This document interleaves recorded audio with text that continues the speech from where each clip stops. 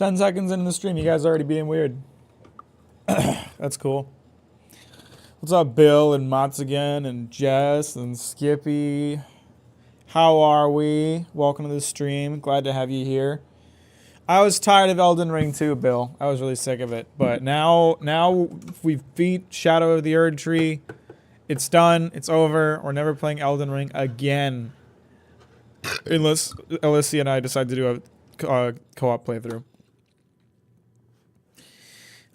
Yeah, I kind of, my feelings on the DLC at this point are like basically the same as the base game. Like really good for like 80% of it, and then the last 20% is like kind of ass. Gotta say, Mecha Break, still thinking about it. I think if it fixes some things, I'll really like it. Man, the way Bill is talking about Mecha Break, it's like you're looking at Mecha Break and you're like, I can fix her. That's what it feels like to me. What's up, Ultra and Deficiency and Gone? How we doing? What's up?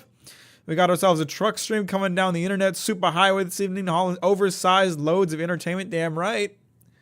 Damn right. Can we get Patreon bucks to? Can we get Patreon bucks to a monitor behind the streamer that just shows chats you have to look back at us to read? I would crash the truck so many times if I had to do that. Have all those date facts gone to his cheeks? Are you talking about my ass? I mean, you guys saw the adaptation of video announcement short.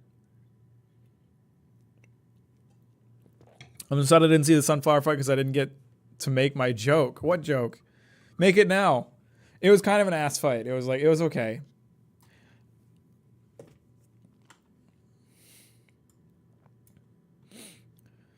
The issue is that what Bill actually wants is Armored Core 6 PvP.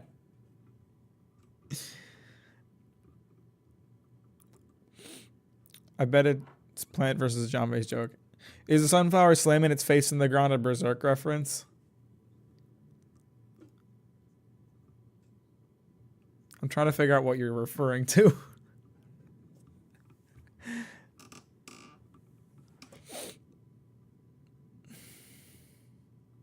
Yeah, welcome to the stream, everybody. Glad to have you here. My report on life is that the one priest with the square face. Oh, okay, gotcha.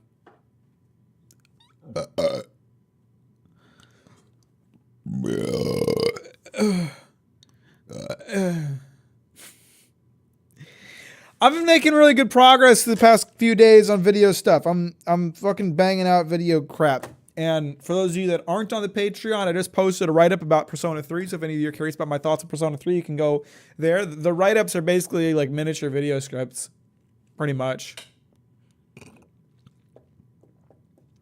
What's up, Vini? How you doing? Welcome to the stream. Thanks for liking it on the way in. I appreciate that. Gonna wake the cat if you keep belching. She's awake. She's not sleeping. She's just got her head down. Muma, you're awake, right? See? She's awake. Sorry to bother you. You can go back to what you were doing. What's up, Sluice Master? How you doing? Welcome to the stream. Glad to have you here. What's the next video about? Join the Patreon and you can find out. It's gonna be my answer from now on. Gotta pump up those Patreon numbers. Gotta pump up those Patreon subs. That was an I'm asleep merp. I know your cat very well. She was not asleep. She was just surprised. What's up, Pillows? I'm great. How are you? I'm up here like getting ready to truck. I'm launching American Truck Sim right now. Right now I'm launching it. How long has it been since an American Truck Sim DLC came out? I think it's been like 2-3 months. We got a good few more before another one comes out. They did just do a UI update though. I know that. So we're gonna get to see like live reaction to the new American Truck Sim UI. This looks exactly the same. That did not look any different. I thought the main menu changed. What the fuck was that? That was the same menu. Instead of playing anything new, I've been replaying Dark Souls 3 whole times. Hey, that's a good use of time. Is the next video 3 hours rating comments on the Demon Slayer video? That's a good idea for a video. I should do that. Started Lies of P, but I started playing it. I stopped playing it to replay Dark Souls 3. Okay. All right, where should I start my truck today? Why don't we start in like the middle of Texas? We'll go to Junction, Texas. Dark Souls 3 is a banger. You're definitely like you're not hurting yourself by doing that. That's for sure. I could take this thing all the way to Nebraska. A mobile barrier. Looks like a pain in the ass to haul. Crude oil. Cables all the way to Nebraska. See, this seems like a good load. I could get behind this. That's a really long trip. It's worth a lot of money. All right, let's do it. This is Berserk of Trucking Games. What's up, Morgan? How you doing? Welcome to the stream. Thanks for liking on the way in. I appreciate that. Don't mind that. The game's just lagging. Do you think we should get a Dark Souls 2 remake? No. No. No. Put effort into a game that's actually worth having remade. For the love of God. What's this game about? You'll figure it out. You'll catch on. It's pretty simple.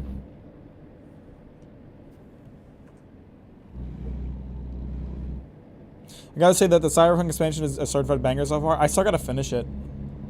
I still gotta finish playing it. Dark Souls 2 is fine. No, it isn't. It's a bad game. It's not a bad Souls-like, but it's definitely a bad FromSoft Souls-like. It's pretty annoying because it's made me scared of playing the other Soulsborne/Souls-like because I'm scared I won't live up to Dark Souls 3. I mean, that will just, if that's the case, if it doesn't live up to Dark Souls 3, then it'll just increase your appreciation for Dark Souls 3. Then you'll love it even more. How about that?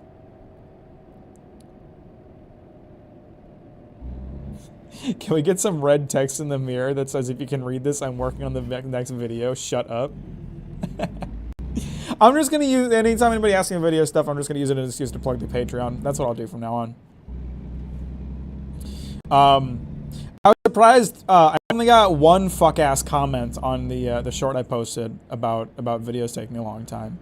There was only one fuck-ass comment on that. Red light? What red light? Where was there a fucking red light? What are you talking about? And where's this GPS taking me? What's going on with the GPS? Okay, that's weird. So that person got him, chat, sent him to jail. So I blocked that person who left that comment, but I honestly expected more comments like that, so that was nice. What's going on with the GPS? Did they break the GPS? Why is it being all goofy? Let me look at the map. What is it? Where is it? That construction site was where I was going for the job. That construction site, are you kidding me? Getting some bit crunch. I think I need to replace my microphone. It occasionally has some goofiness. And I think it's just old. I think it's old and it needs to be replaced. I'll pull up the stream so I can hear it just to be sure, but I'm pretty sure that's it. I'm pretty sure it's just my microphone being old and needing to be replaced. Pretty sure that's it. I'm pretty sure it's just my microphone being old and needing to be replaced. Whoa, wait, what the fuck is happening to the video? What the fuck? Hang on. It's not the connection. It's not a connection problem. I haven't dropped any frames. Replaced. I think it's just old. I think it's old and it needs to be... What the fuck? I thought you were talking about the audio. I didn't think you meant the video. What's going on here?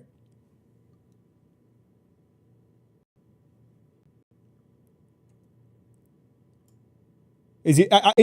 I think it's got to be a YouTube problem because I'm not dropping any frames. I'm not having any encoding issues.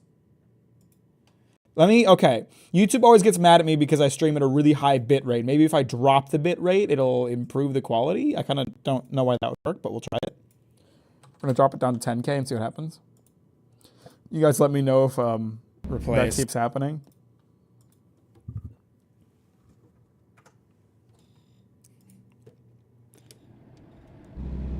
Dark Souls 2 is the only one that game I need to use real life tactics when it comes to crowd control. Yeah, it's not fun though.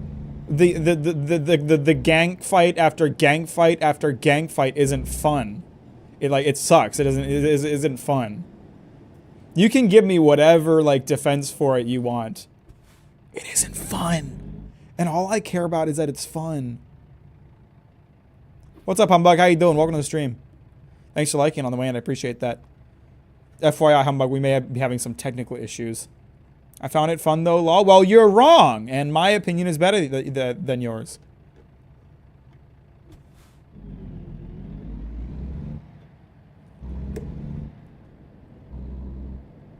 All right, are we still having, like, weird glitchiness with the, not saying you have to publish videos daily, but it's been 8 months since your last one. Do you have any plans for another one? Check the Patreon. I give updates every week. No, it's fine so far. Weird. I wonder if pushing too many bits to YouTube fucked it up.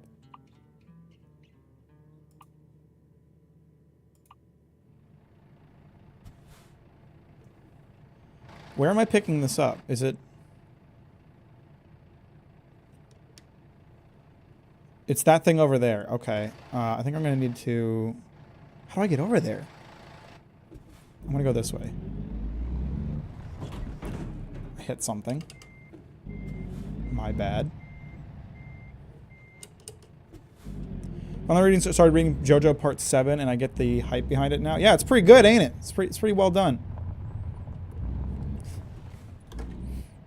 Did you watch Fully Cool yet? No, I have not. Someone just asked me about Free Run. I was distracted at the time. Skippy, you didn't have to delete David's message. He wasn't being rude about it. Which side is it's this side. David was very respectful about it, I think.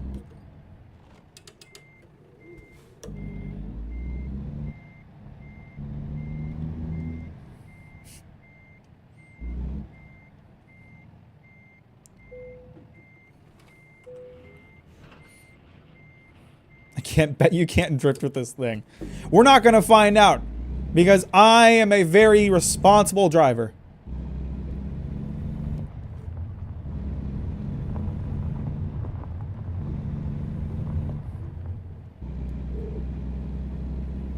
All right, now we're trucking. Now we got some oils. We're taking all the way to Nebraska. Give me your best Captain Mack MTG video scream. Oh Christ! You want me to do that at the top of the stream? You know, screaming like that gives me a headache. Okay.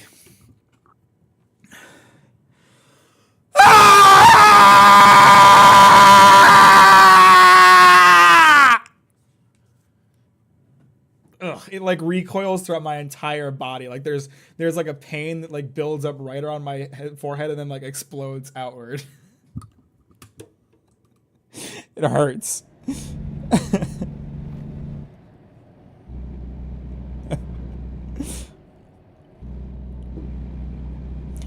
In before wellness check. The guy in the video did it better, but that was a good impression. Well, thanks. Do you not have roommates? No, I live by myself. Just me and Luna. Just me and the cat back there. Thanks for the $2 for the headache, once again. That's very kind. I appreciate that. How responsible can be when the industry is about to be replaced with self-driving trucks? That's not my fault.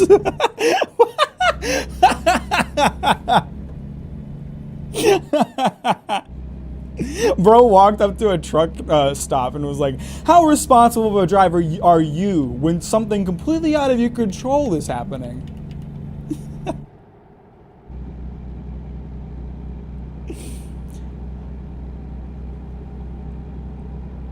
Is Luna okay? She's fine. I had to do. There's a stream. No, not a stream. There's a joke in the Starfield video where I had to do a very similar. Shit. This is my exit. Good driver never mixes his exit. Let's go.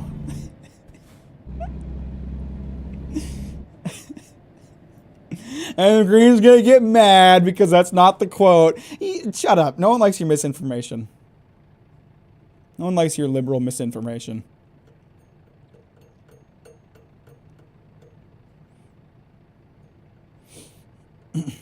Matt, can you answer for the self-driving tech companies replacing American jobs?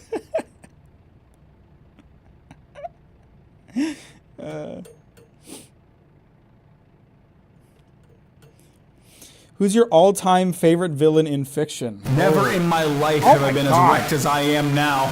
Jesus Christ, though. You're really going to hit me with the erection resub on Twitch? It scared the shit out of me. Thanks for the Twitch resub, Bill. Appreciate that. Maybe someday I'll start streaming on Twitch again. This isn't a super chat, it's a citation. You're paying me $10. Eh, what do I owe you $10 for? I'm keeping it.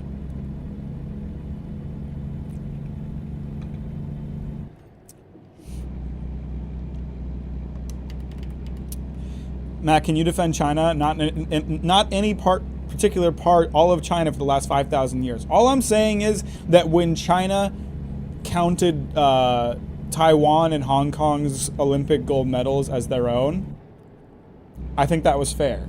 You know, that makes sense. Matt, who's your favorite villain in all fiction? You got distracted. Well, it's partly that I got distracted, but also because I don't know if I have an answer. I'm kind of thinking about it. Why does it say -10 on my bank account? Shit, I did it wrong. I'm keeping it. I ain't refunding it. That's mine now. I don't know. Who are some really strong villains? I'm trying to like think of villains that like I understand. Doflamingo always comes to mind from One Piece because he's one of those villains that like I get why he is the way that he is. Never in my life have I been as erect as I am now. Thanks for the Twitch resub, Skippy. Because like Doflamingo is like so unabashedly evil, but you get it. You're like, I understand why he's like this. I don't think it's right. I don't agree with him, but I get it. You know. And I think that's like, that's like, I like villains like that. I like the villains that I'm like, I hate this person. This is a bad person. I get where they're coming from. And I hate them. You know, that's like a good feeling for me when it comes to like dealing with villain characters. Never in my life have I been as erect as I am now. Once again, thank you for the Twitch resub, or the Twitch sub. I don't think it's a resub. Maybe if enough of you sub to my Twitch that has been inactive for like a year and a half, maybe if enough of you sub to it, I'll start streaming on Twitch again.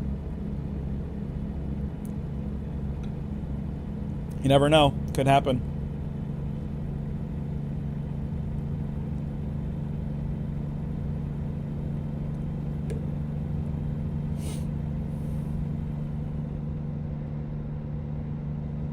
I'm thinking about more villains. Oh, no. You know what? All-time favorite? Lieutenant Tsurumi.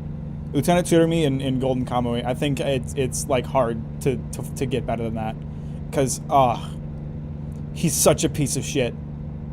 But he's so goddamn charismatic. And, like, it's so confusing to understand his motivations. But, like, that's part of his charm where it's like, what are his goals? Is he just an asshole? And he's such an interesting character. Is he a muscle man as well? No, Tsurumi's actually quite lean.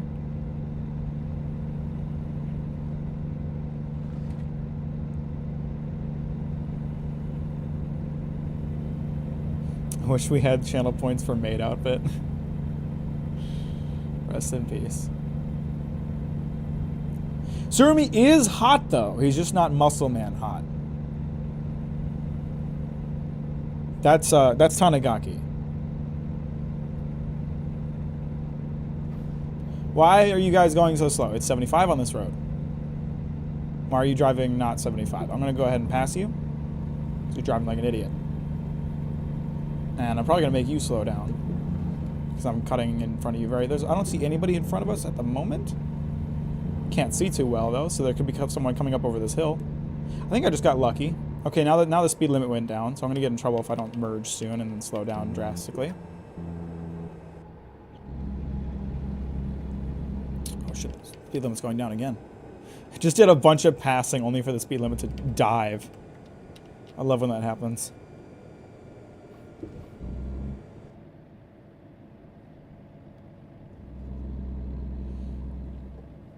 Hey! What's this guy doing?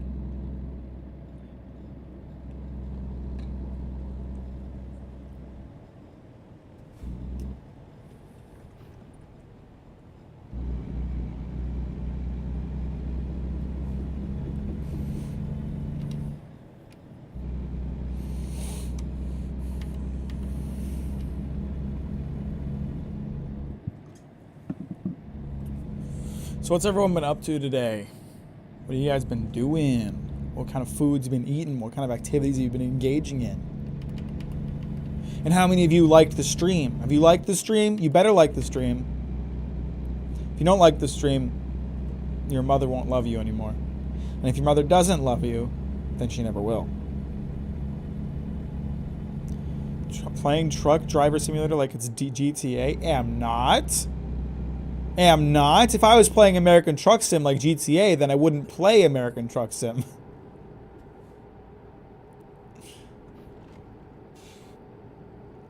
As someone that hates driving, this game's my horror game. Wow, Rances.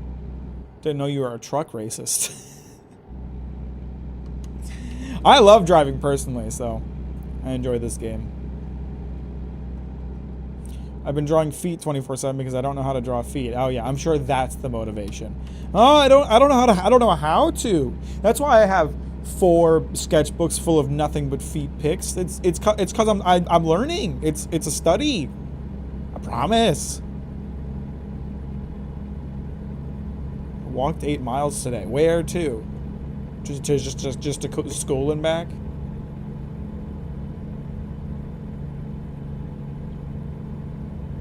I also dislike driving. I didn't know we had so many racists in the chat.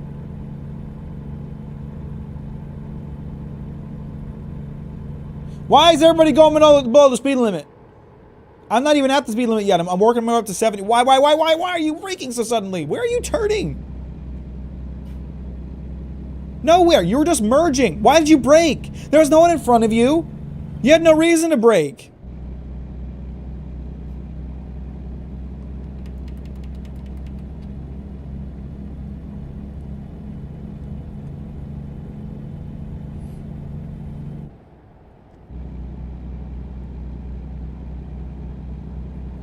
Everybody's a worse driver than me. This is a fact.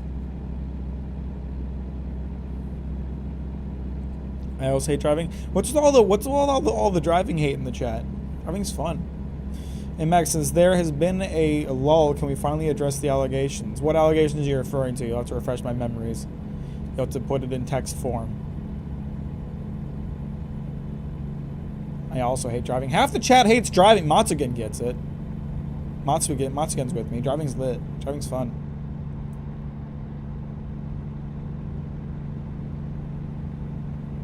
I think the only part of driving that I dislike is owning a car. Because owning a car sucks. But driving one is fun.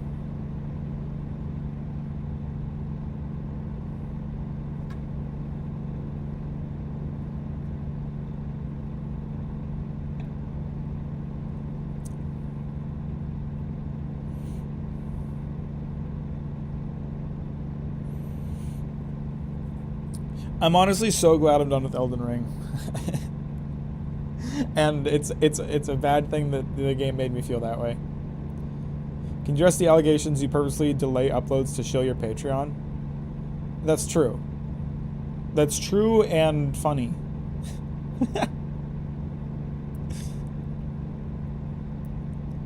My entire day has been me wanting to listen to albums I haven't heard yet, but playing Dark Souls 3 instead. Just listen to the Dark Souls 3 OST over and over. prefer it if my life weren't actively inconvenienced if I didn't have a car. I mean, that's just true for all Americans, and it's definitely a problem.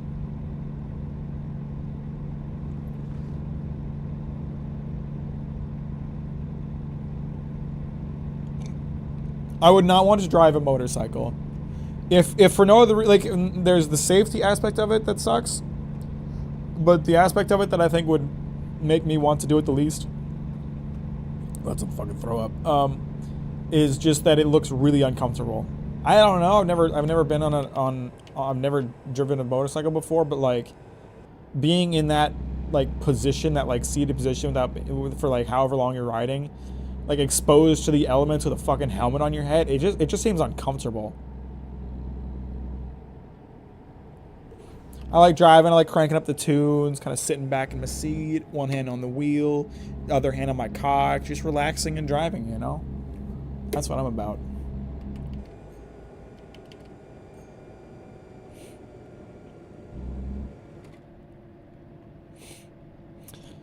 This is cute. Look at this little town center. Where am I right now? Somewhere in Texas? That's the Texas state flag. I'm still somewhere in Texas. I don't know where. They got a nice little, like, city building in the middle of this street. That's cute. That's nice.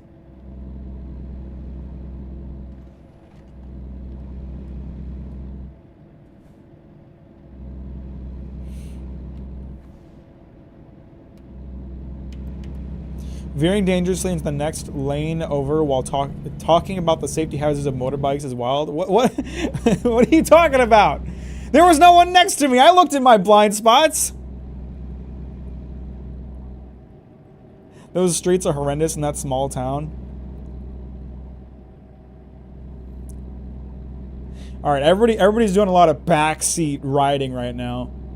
I'm gonna need everybody to check the pinned message that I didn't put up about no spoilers, no backseating. I don't want any American Truck Sim spoilers, okay? I don't know where I'm turning here exactly, but I know I am turning somewhere. Okay, there's a little turn off. Bye, pillows. Have a good day. Thanks for stopping by. Talk to you later.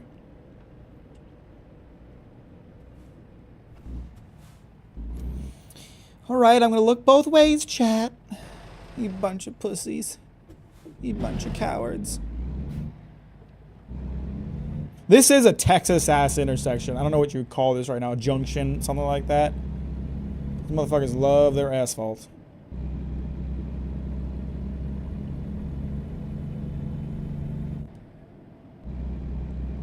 That's a nice sunset. I feel like I die on a motorcycle, I'm more likely to be the one dying than taking someone else out. I've seen like enough videos of people in cars just like blatantly ignoring motorcyclists and just ramming straight into them to ever want to be on one. I'm just like, yeah, people are really stupid, and above a certain age they should have to retake a driver's list every 5 years or so, but so, you know, I'm good.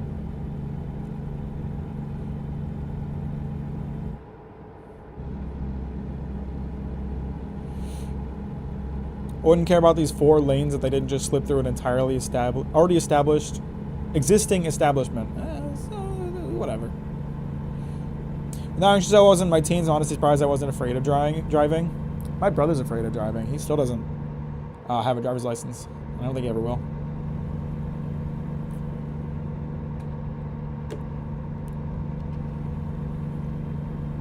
Uh-oh, there's a cop there. Oh, I gotta turn my lights. Okay, I almost got a ticket for not having my lights on. Got it just in time. Let's go. Good driver guy. That's me.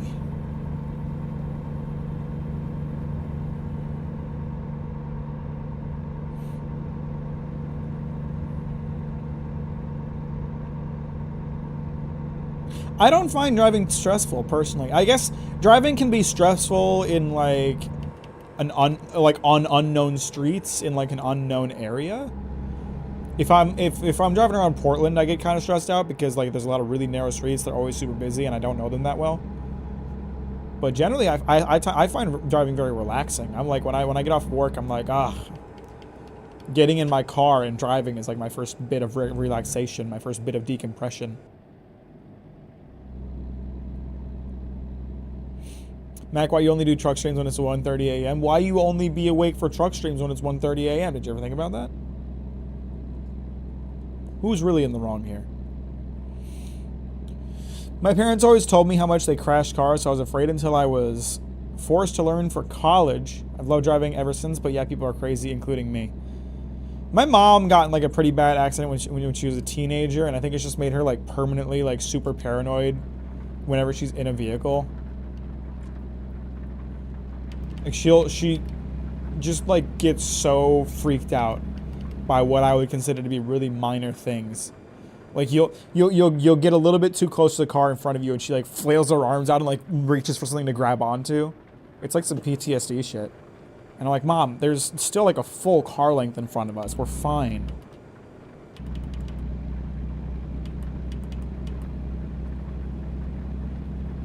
Oh, they got another construction stop sign here. I thought you just crashed every few years and got a new car then. That's kind of how my parents sold it too. That's actually insane. The number you just put, 40 cars. Once again, your parents crashed 40 cars. That's insane. But I kind of got that vibe too. The way like my parents like or the way people talked about like car accidents, it felt to me like one of those things that like inevitably happens every few years. And I got into a couple car accidents when I was younger. I totaled one car. That was my fault. That was like my biggest fuck up behind the wheel ever. And then I got hit once. That was not my fault. So that was both of those were when I was 18. Like the two accidents I've been in were when I was 18. And so I had this mindset for years of like, there's gonna be an accident inevitably. But now it's been, I'm getting old now. It's been 8 years and I haven't been in any kind of accidents. Rip insurance premiums. Dude, don't even get me fucking started. So first of all, I lived in Michigan, which Michigan has a very stupid no-fault insurance law that makes it so everybody's insurance policies are just ridiculously expensive. So when I was 18, I totaled a car. Again, that was my fuck up. That was my mistake. I totaled my car and someone else's car and damaged another car. That drove up our insurance premiums. And then there was the accident that I was in that was not my fault. But the insurance tried to pin it on me. And then when they inevitably conceded that it was not my fault because it wasn't, they still jacked up our premiums. So for 3 years, from ages 18 to 21, I was paying close to $300 a month for car insurance. Every now and then I think about how much money I unnecessarily spent on car insurance, and I just like shudder, thinking, man, I really wish that was in my savings.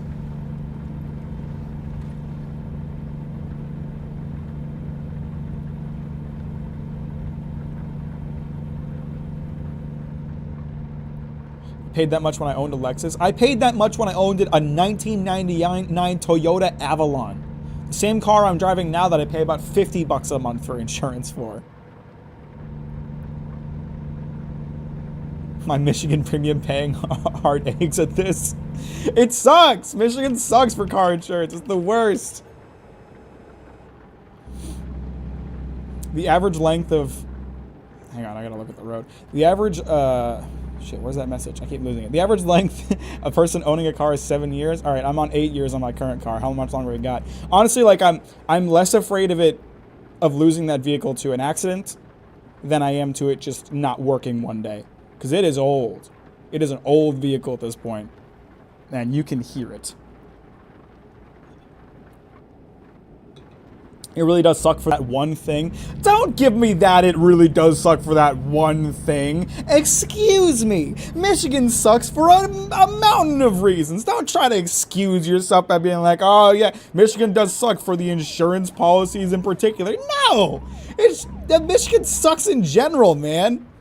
It's cold, flat, and boring. Fuck Michigan. I'm not. All right, screw you, cop.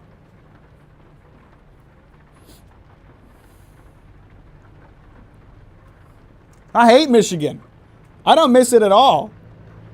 Ever since I moved, there's not been one time that I have missed it. Not a single time have I been like, man, I miss Michigan right now. Not once. 3 years have been gone. Not one time have I missed Michigan.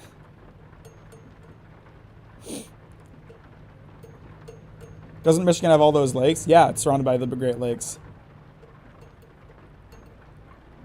Do you do your oil changes on time? Yeah, I mean, sometimes it gets delayed by like 100 miles or so just because I'm lazy, but it's fine.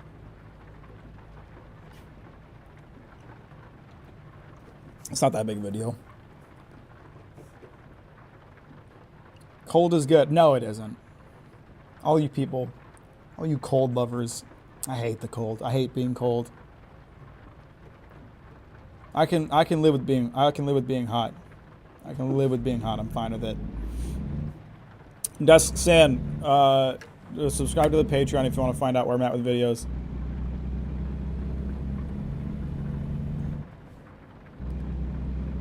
The new Deadpool and Wolverine movie, it's okay for the most part. I heard people liked it. I haven't watched it myself yet. I might watch it. I don't know. Cold is great. It's so easy. Hot is great. It's so easy. I hate being cold. It's like the most miserable experience ever.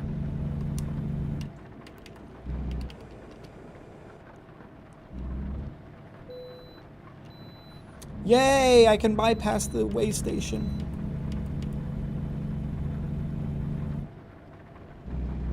I live in New York, but it's so goddamn expensive.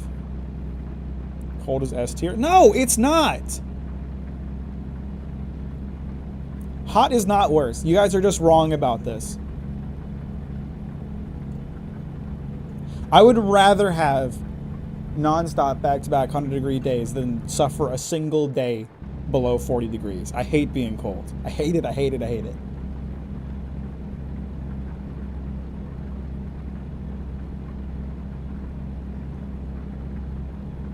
I can wear more clothes. Oh, I can put on more layers. Yeah, you want to be like fucking Ralphie from the Christmas Story, barely able to move your limbs because you're wearing so many layers? That's what the cold is like for me. I have to wear so many layers that I'm no longer comfortable. It is not even remotely comfortable to wear 80 layers of clothes just so you can have a basic normal temperature. It sucks. And even then, it fucking permeates. It permeates through. It's not enough. It gets through. Mack is just weakling out. No, I'm skinny. All you fat fucks with all your insulating layers don't understand what it's like to have the cold pierce your skeleton. That's right, I'm calling every single one of you in chat fat because you like the hot, you like the cold.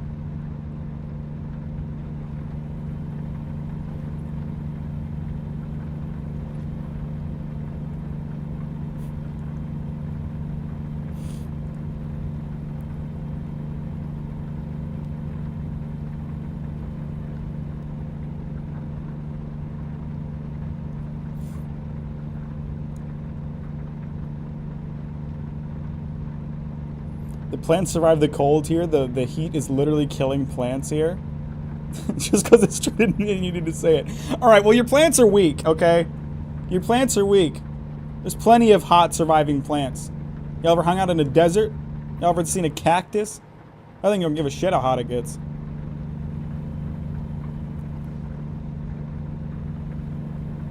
Being cold while trying to sleep is much better than being hot than burning while you're trying to sleep. You're not wrong, but I just don't think it bothers me that much. I don't have issues with that.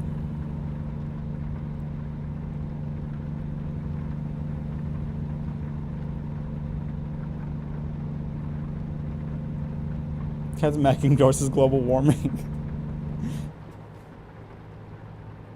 Why is everybody driving so slow? Why? Every single one. They're all going below the speed limit. It's you guys, isn't it? You guys are driving the trucks. Chad is driving the trucks. It's the only way you guys can be, like, because they're so wrong about everything by driving this way. It's got to be you guys. It's the only explanation. God, I'm cutting these motherfuckers off. I'm cutting these NPCs off like nobody's business. It's Texas. People freak out when it's raining. Well, Texas is pathetic. Texas is very sad.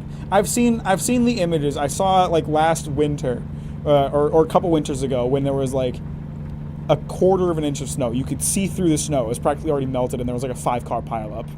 Like, what is wrong with you, Texas?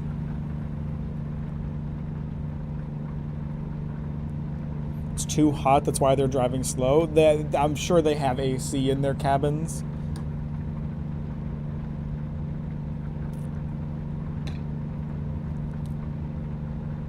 Would you rather freeze to death or burn alive? Burn alive! Burn alive! Is that even a question? You burn alive, it takes like 10 seconds and you're dead. Okay? Freeze to death, that's an elongated process. Your dumbass has to get hypothermia. Your dumbass has to get fucking pneumonia first. You have to shiver and then start to feel hot and comfortable because your brain is tricking you. It's a miserable way to die.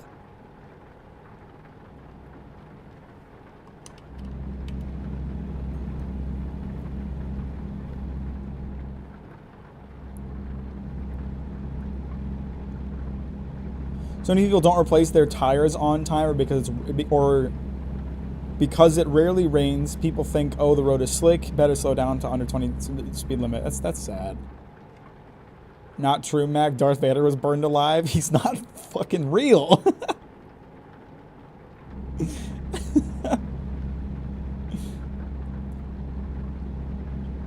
No falling asleep if you burn to death, because you're dead. It's done. It's over. You don't have to like deal with that pain anymore. It's over. It's done. Consider though they might be able to unfreeze you Scooby-Doo caveman style. All right, you're choosing the freeze to death on the off chance that you have the Steve Rogers experience.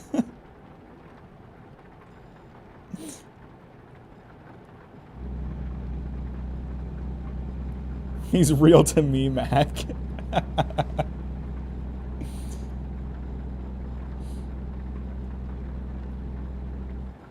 Also, your body stays looking cute. Okay, that is pretty important.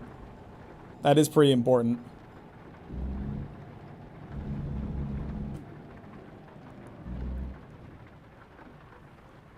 Better than no chance? I assumed the discussion we were having was like, you are going to die from this. What if you get burnt to death from spicy Taco Bell farts? Then at least I had a good meal beforehand.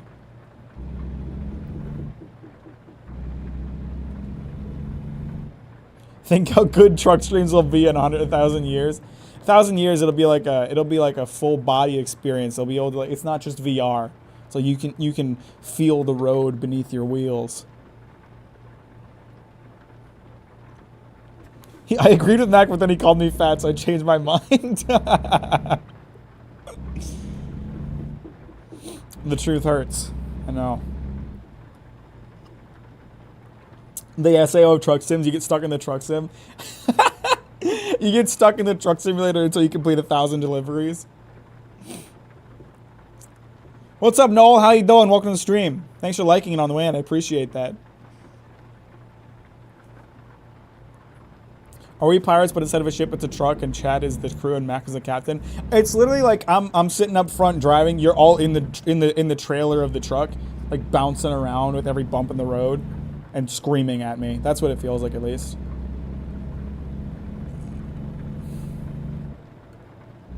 Dude, Mac, that full MechWarrior 5 sim rig, we're so close.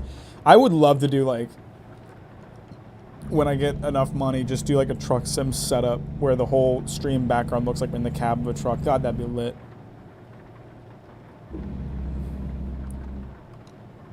I don't even care how many of you join the Patreon to pay for videos. You're secret. You don't realize it, but you're paying for paying for the fake truck cab.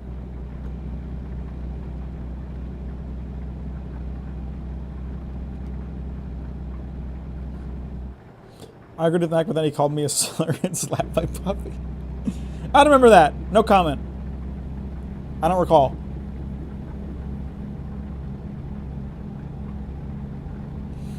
The people who buy truck cabs and NASCAR chassis, the sim in the market is there. Oh, I know. I know I could do it. I know I could do it.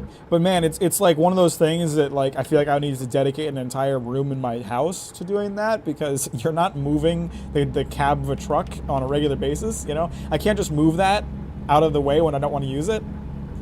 And I only have 2 rooms in my house. 2 rooms in my house. And one of them is for jerking off and the other one is straight for streaming, so can't really put a truck sim. I can't really put a truck cab in the goon cave.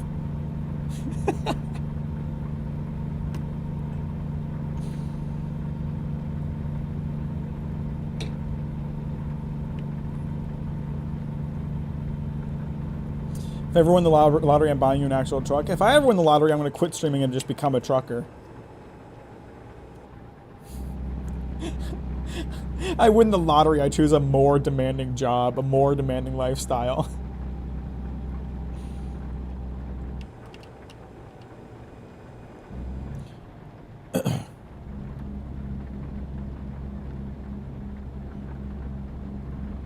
Put it in your yard. Get a real. You think I have a yard? I have 2 rooms in my apartment. You think I have a yard? I'm apartment living, baby. I don't even have a floor. I don't even have ground outside my apartment. I'm on the 3rd floor. I got air. I got air outside. Get a yard. I don't know why all these homeless people don't just buy houses.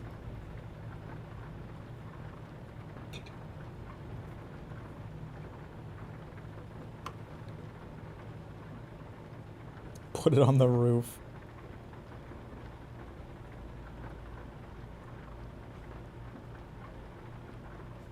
Glitch it through the wall.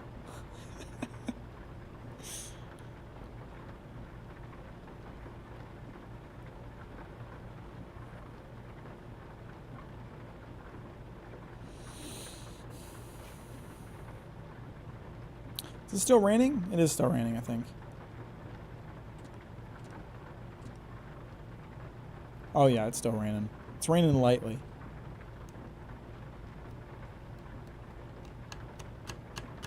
You don't got air either? Damn, Noel's gonna take away my air rights. Noel's gonna suck all the air out of my home with a vacuum.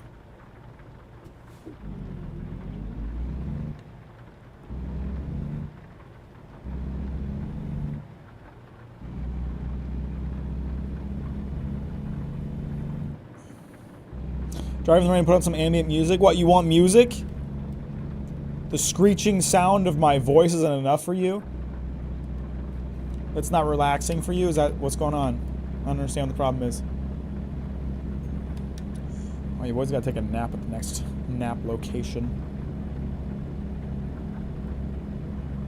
Let me lull you to sleep with the sounds of my voice and then scream in your ear an hour later.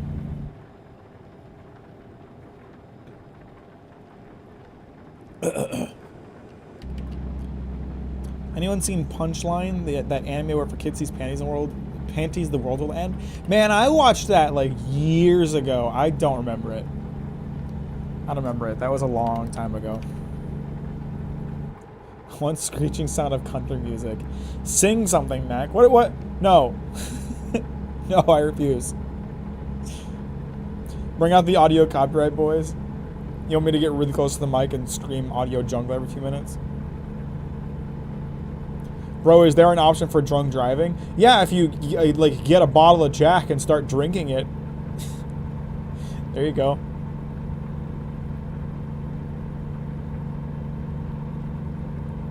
I love that joke. Thank you, Matsugan. I thought it was pretty funny.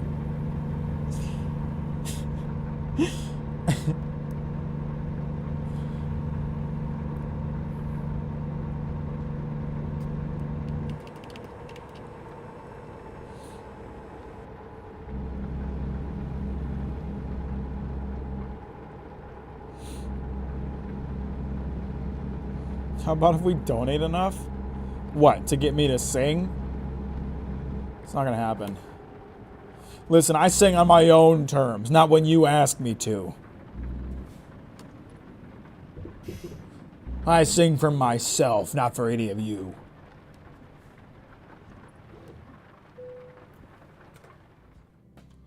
I think that truck needs a little service.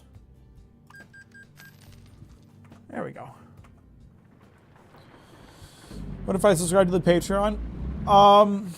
If you subscribe to the Patreon, you get weekly updates on where videos are at, behind the scenes, live streams, written reviews.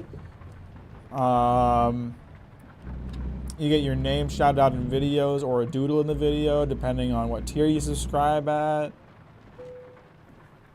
You get a lot of stuff if you subscribe to the Patreon. Mack needs to get 300 sim tier patrons before he sings on stream. Yeah, if you get me the 300 sim tier patrons, I'll do a Twitch sings stream, even though I think Twitch sings is dead. You make videos? The stream is a video. It's a video art form. I have to go. Hope you grow as a creator and do well. I really enjoy your videos about manga. Good luck, man. Appreciate you, Noel. Thank you so much. Have a great day, and thanks for hanging out.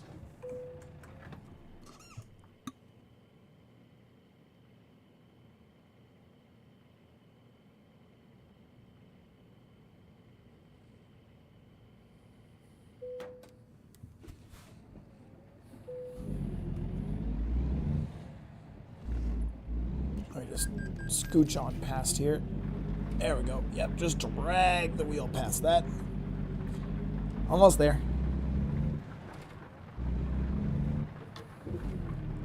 Shit. The lack of country roads. Mac, the stream needs you to sing country roads. Why country roads? You guys, like, you're kind of trucking racists. You're being trucking racists again. You're like, trucking country music. Hashtag not all drivers. Got it? God, this chat. Really behind the times, guys.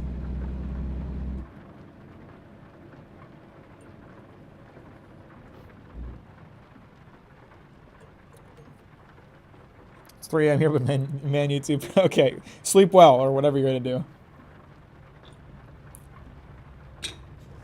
Atmospheric black metal.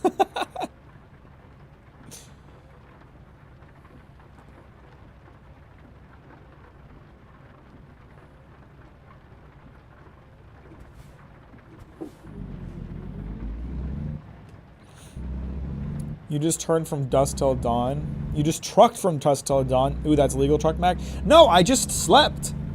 When time magically advanced to morning, I was sleeping. I wasn't trucking.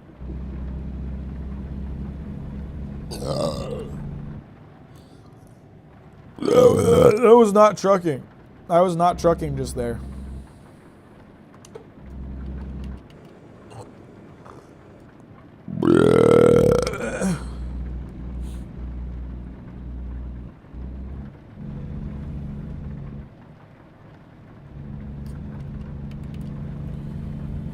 Is that a Tesla driver?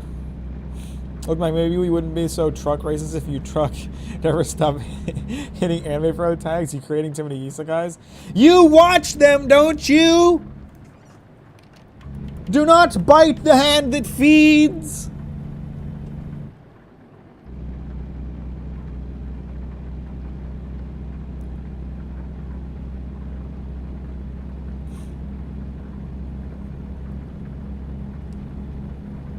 How far away are we? 10 more hours, 600 miles.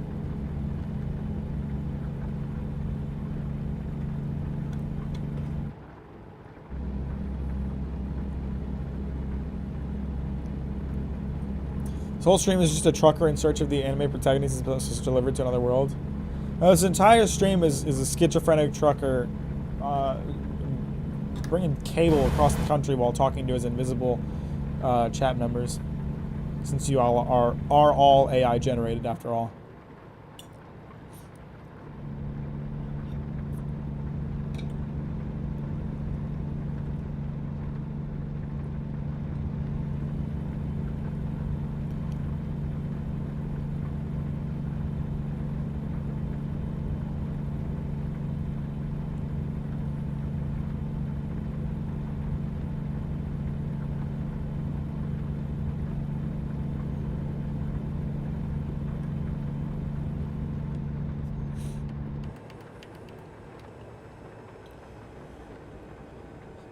Am I still in Texas? Probably. Texas is big. Texas is one of those big places. Where am I right now? Oh, no. I just crossed the border. Just crossed the border. I'm into New Mexico now. Mac, if they add Oregon, how much would it cost to dox yourself in the video game? Well, they already have Oregon. Oregon's already in the game. I think Oregon is one of the first ones they added. And I have driven through my town in the past, in other streams.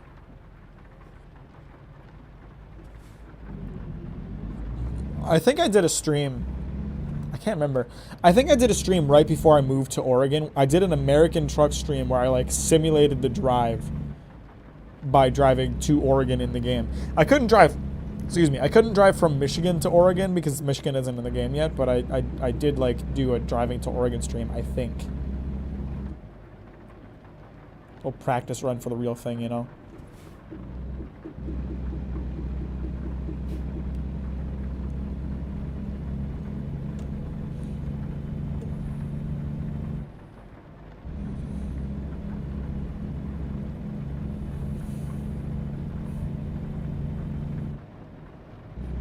New Mexico? Is it better than the old one? I think if I say it is, I'll get called racist, so I better not say anything.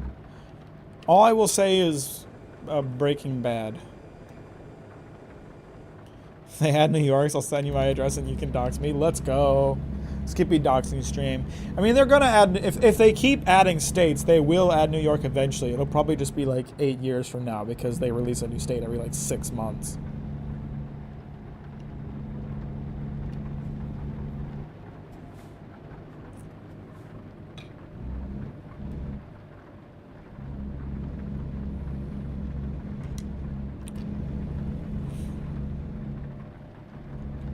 I can't wait for that day. I will continue buying the new state DLCs at full price as soon as they come out.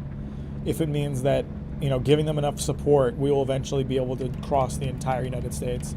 I want that so bad. I want to do a truck stream where I can do the whole country. Maine is probably going to be the last one to be added. Probably. Probably. They started, so what they were doing for the longest time was they were going like north and south, north and south. Like doing like lines up and down, but then they got to like the middle of the country and they're kind of like, they're going a little bit east and a little bit north at the same time because they're like, this part of the country is basically the same the entire way through, and like we're gonna have like 4 states that are all exactly the same if we don't switch it up. So has Idaho been added? Yes, Idaho is in here. How much do they cost? It depends on the state. It varies based on the size of the state. Texas is like $13, I think, but other ones are like $8.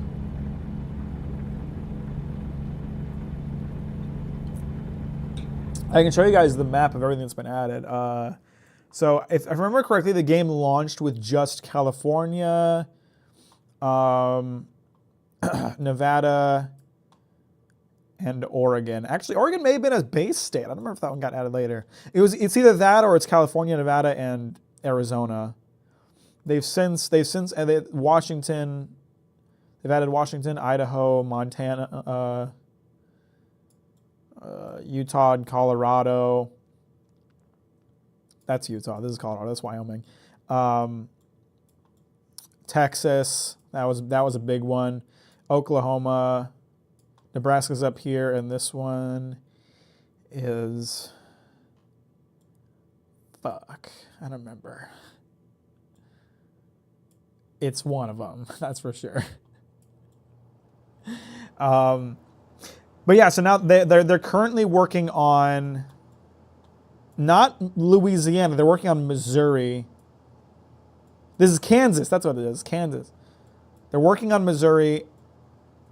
I forget which ones they're working on right now. I want to say it'd be South Dakota, but I'm actually not sure.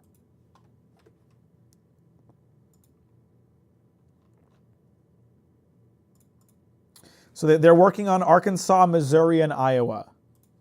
Iowa, really? Yeah, okay, so they're doing Iowa, Missouri, and Arkansas. I think. Do I have my states wrong? Whatever.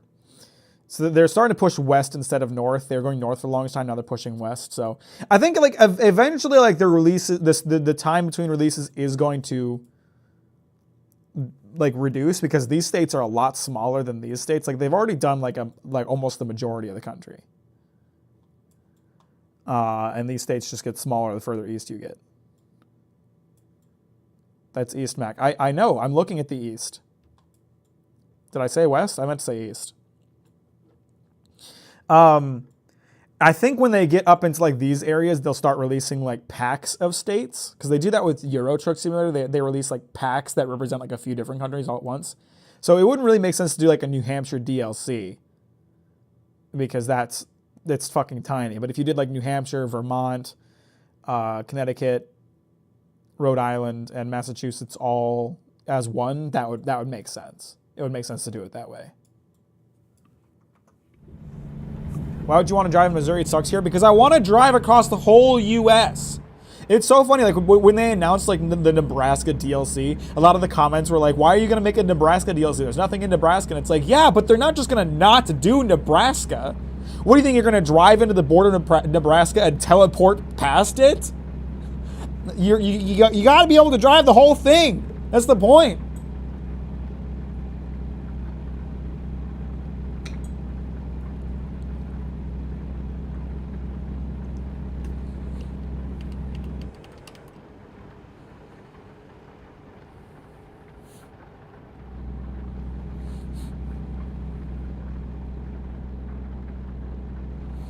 Imagine paying $8 for Rhode Island. Yes, so I imagine like Rhode Island will probably be bumped to something else because Rhode Island is nothing. They could practically do Rhode Island just like a free update.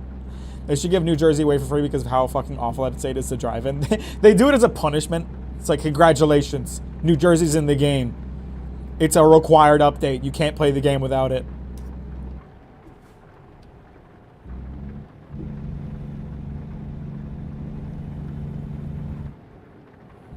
What's tonight's drink of choice? I got a nice Bundaberg ginger beer. That's a classic right there. That's a good ginger beer. It's that high quality ginger beer, man. It's that Aussie shit. What's up, Bork Laser? How you doing? Welcome to the stream. Thanks for liking it on the way in. I appreciate that.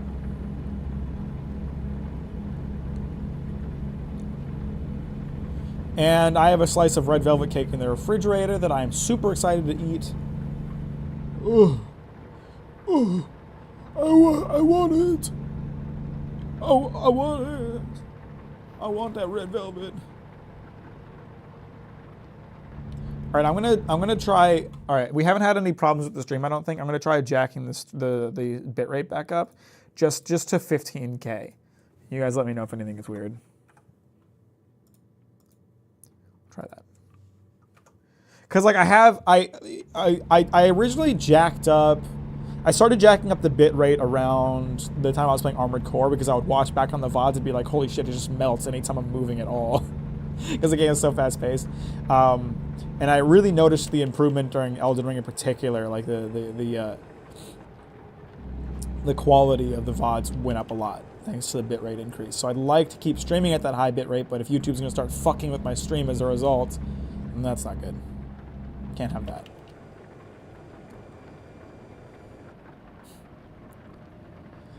Mack back in the Mack. What's up, Rosalie? How you doing? Welcome to the stream. Glad to have you here. Thanks for liking on the way in. I appreciate that. I just came back from watching some of your shorts, Ancient Dragon Man. That was a fun one. That was a fun short. That was a fun. Remember those? Remember the beginning of the Elden Ring DLC when I was having fun and enjoying it? Eventually, a few weeks down the road, my feelings towards the DLC are going to dissipate, and I'm going to look back on it more fondly. But right now, I really am not don't have very positive thoughts about it. If their enemies are to be authentic, we need a poorly managed lanes and road rage mechanic. I mean, if they want to do Ohio correctly, then they need to hard code every NPC in Ohio to drive 10 miles below the speed limit.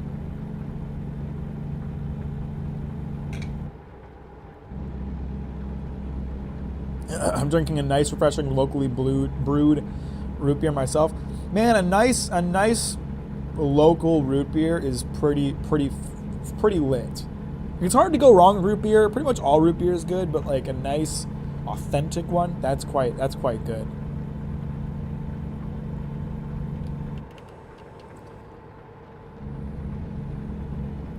I think the issue is that you accidentally went to the best area of the DLC right away. I did. I fought the best boss in like my second stream. I fought Byler in like the second stream, and then it was just like all downhill from there.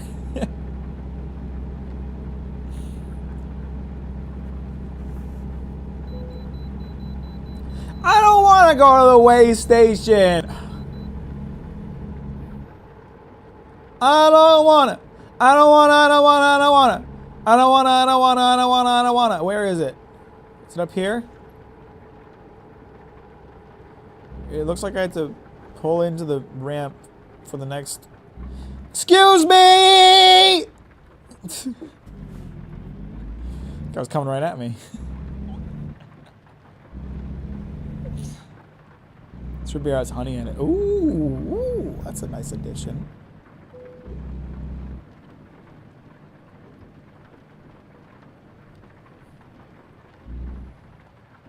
Thunder Florida is a gator boss fight during hurricanes. Oh, it'd be cool if they could add like natural weather phenomena to American Truck Sim. Right now they just got rain. It'd be really cool if there was like genuinely like dangerous storms that you had to drive through, or hurricanes and shit.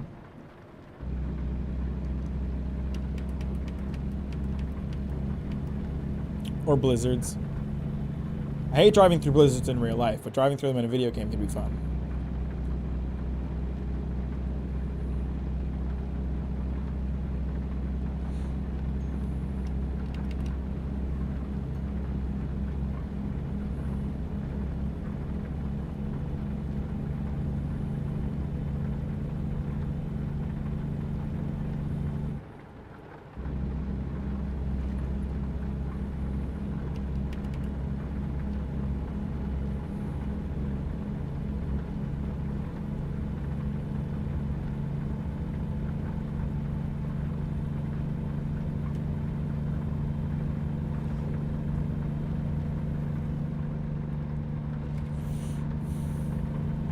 What am I doing on sleeping gas? Okay, we're good. We got 8 hours of driving left. How much time do I have left on the job? 28 hours. Okay, I think I'm going to need to sleep some time before I reach the destination. I have plenty of time to do so, so that's good.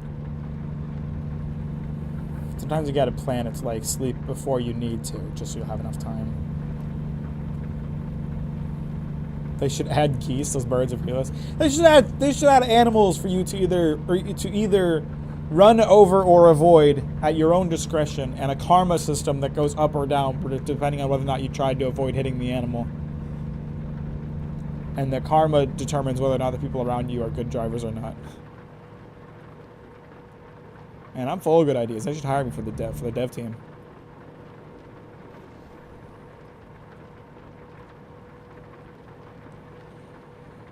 And then they should add a hell level. A hell level that you go to if you get into an accident with bad karma. And you have to do deliveries for Satan until you get back into good karma.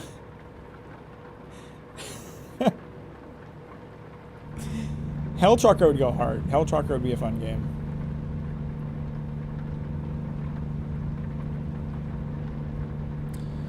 I heard about how Lies of P is just as good as FromSoft games, and now that I played it a bit, I feel crazy. I mean, it is. Genuinely, like, it... Okay, you're comparing it against Dark Souls... You were the one who was talking earlier about how you don't want to play any other Souls games because you're worried they won't be as good as Dark Souls 3, right? You're comparing it against Dark Souls 3, which is like the cream of the crop. But if you're playing Lies of P after playing Dark Souls 1 or Dark Souls 2, or even Demon Souls, you're like, holy shit, this is like on par or better with FromSoft's work. Lies of P is definitely better than Dark Souls 2, I'll tell you that much. It's definitely better than Dark Souls 1 as well. Demon Souls, I don't know. Demon Souls is pretty good.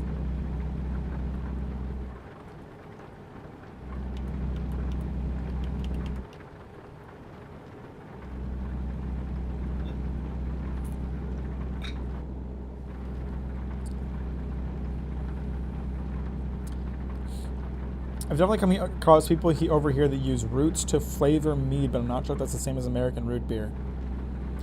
I don't know. I don't actually know what root beer is made out of. Roots, I guess. Not the Dark Souls 1 shit talk. I'm gonna Hulk out. Listen, you need to accept that half of that game is literally unfinished by the developer's own acknowledgement. Lost Izalith is a bad part of the game. It is not good. It's not even remotely good.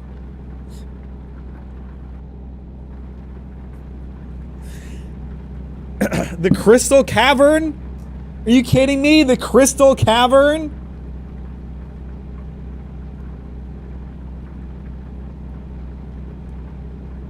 You're right, that's why I always quit the game before that area. I played the best one first. In my opinion, in my humble opinion, Dark Souls 3 is the best. If you want to play like a similar quality game, I put Bloodborne and Sekiro like up at the same quality tier as Dark Souls 3. I like Dark Souls 3 best out of those three, just for my own preference. But Sekiro and Bloodborne are like on par quality-wise. Elden Ring is really good but has some flaws. Demon Souls is really good but has some flaws. Dark Souls 1, only about half of it is really good. And Dark Souls 2 is ass. I don't ever want to play that game again. I'll probably have to play it again, but I don't want to play it again.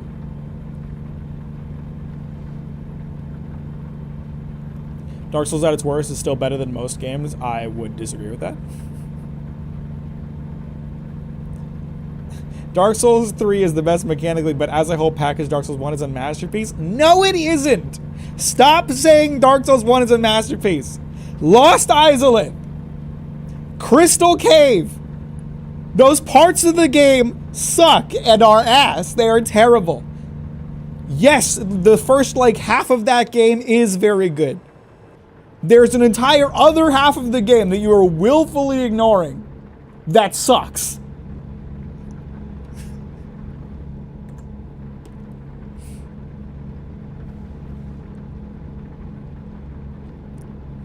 Undeadburg, that's really good. That's really fun. That's really cool. Tomb of the Giants makes me want to die.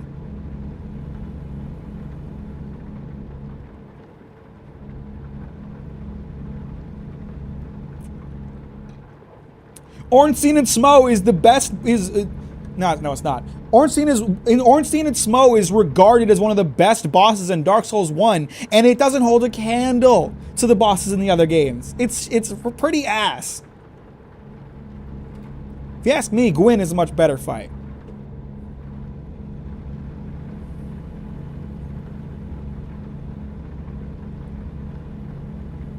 They do have Ornstein and Smo, my favorite boss. Uh-oh.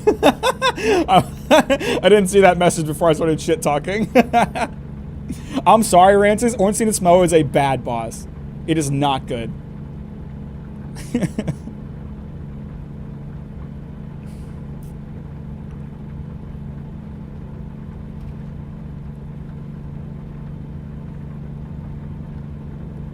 Demon Princess clears Midstain and Smug? Absolutely. Demon Princess is a way better duo fight than Ornstein and Smo.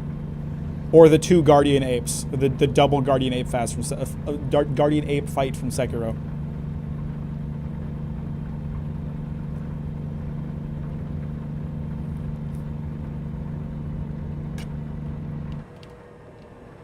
Ornstein and Smo is just wait and walk backwards in a circle and wait until finally you maybe get an opportunity to fight back.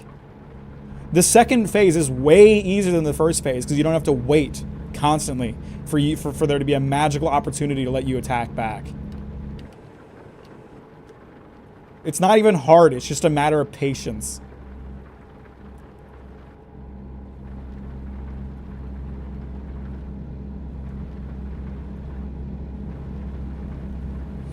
One important question, does this one Mack have his cat sit next to him? No, well, she's next to me, but she's also behind me. She's the black lump right here. That's Luna.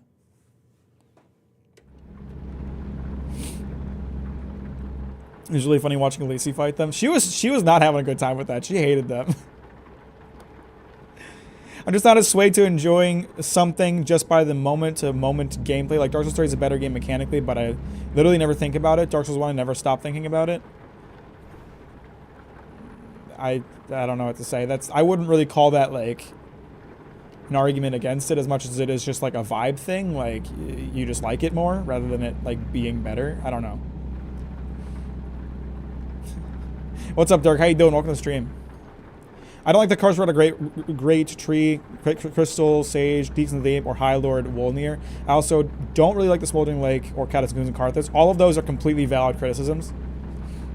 I just think, like, for me personally, like, the low points of Dark Souls 3 are not nearly as, like, impactful as the low points of other games, in my opinion. Like, while I don't like the Curse Rod of Greatwood as a boss fight, I don't dislike it either. Meanwhile, I do dislike Ornstein and Smo. I do dislike the entirety of Dark Souls 2.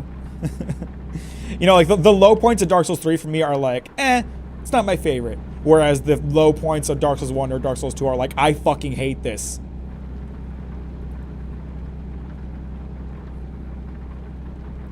That's fair, I'm not trying to win. I mean, that's fine. I was just saying, I was trying to respond to it. It's not a matter of winning or losing, it's all opinions at the end of the day.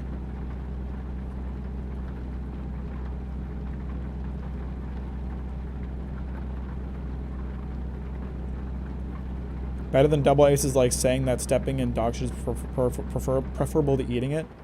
Better than double apes. Who said it was better than double apes? The double apes was a good fight. Double apes was a well-designed fight. They had a really good mechanic where, like, if one of them is attacking you, the other one kind of hangs back and maybe hits you with ranged attacks. They're designed well so you don't get, like, hit by too much unfair bullshit. Jokes aside, I just really love the design of Ornstein and Smo and the betrayal. Just cool. I will have to agree with the fight itself is a lot of waiting. Yeah, I mean, I think they're a cool design. I just think the fight itself is mechanically pretty bad.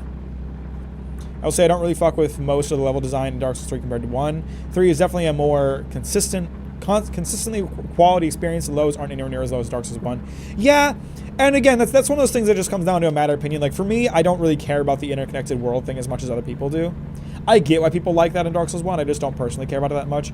I would take the ability to teleport over through with the bonfires over the interconnected world, because I think it's a pain in the ass to have to like walk back to Andre anytime you need a repair or an upgrade. I hate that. I think FromSoft could absolutely build an interconnected world and do teleporting bonfires. They're not like mutually exclusive the way that people tend to treat them like. So, you know, for me, I'm like, it doesn't bother me that much that they don't do that too much anymore, because I'm like, I prefer what we get instead.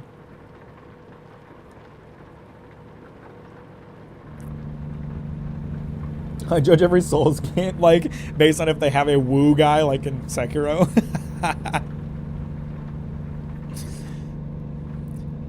I'll say pyromancies are boring in Dark Souls 3. I say that just coming off a pyromancy run. I also did a pyromancy run, and it wasn't great. I had much more fun with my combat miracle build that I did on stream. And even though I've beaten Dark Souls 3 like 8 times, I still haven't done a sorcery build. I really need to.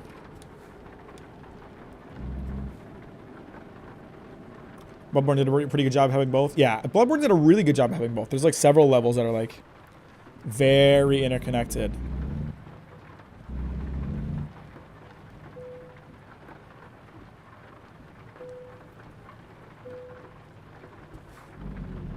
Thank you for your cooperation. Screw you! Stop asking me to pull over. I got deliveries to make. You wages wouldn't understand the struggles of a real 9-to-5 man, a real trucking man. You guys, it gets to 5 o'clock, you get to clock off, kick off. You know what happens at 5 o'clock for me? I keep driving, because we got 11-hour days on the truck. And when the day is over, I go to sleep in the truck. I don't get to go home.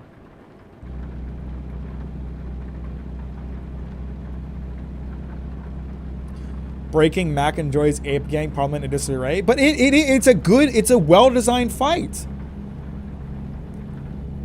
I'm sorry, I don't know. I really don't know what to tell you, to be honest. Like, the apes are a well-designed fight. There's a good like programming there that controls their AI that makes it so you're only really dealing with one of them at a time. You're not really getting fought by both at the same time, because one of them will always hang back, and then they'll like swap.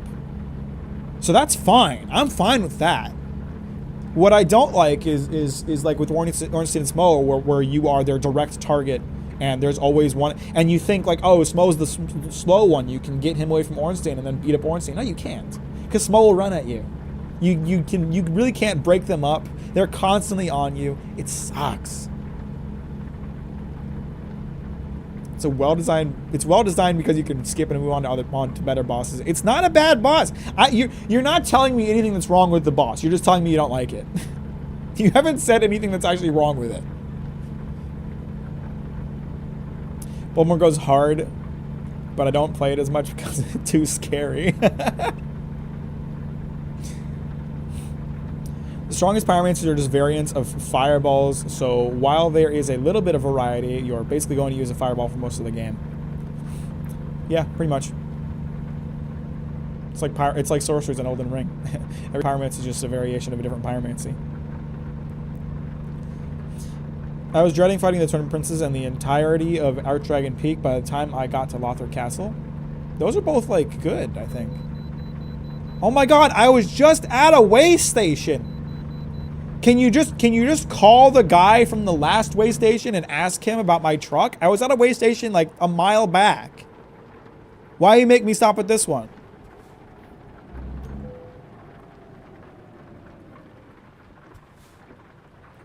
I just finished reading your Persona 3 Reload review. Other than that, some minor details you missed that might have helped better appreciate some aspects like Amada's integration. I agree with everything said. Well, okay. I can only share my experience with the game, so that's what I shared, Bork.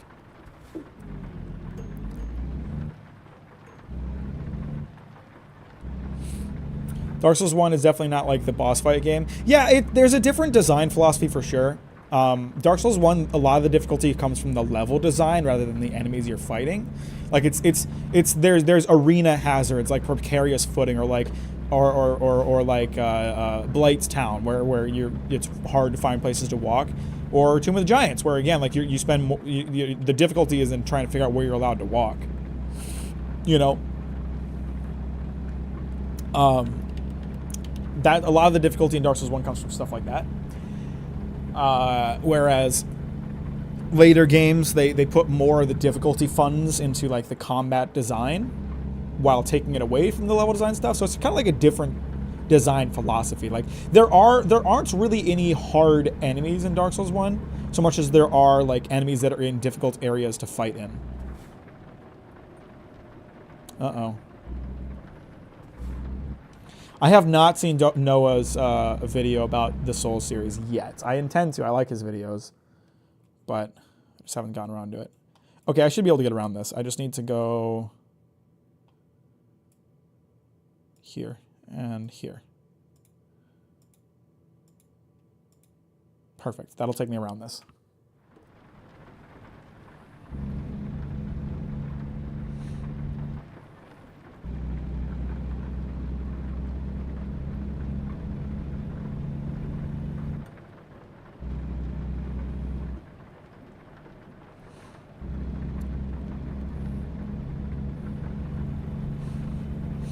Combat in Dark Souls 1 is like utilitarian, sorry, and simple and nice, but it feels almost turn-based compared to anything post-Bloodborne. Yeah, absolutely.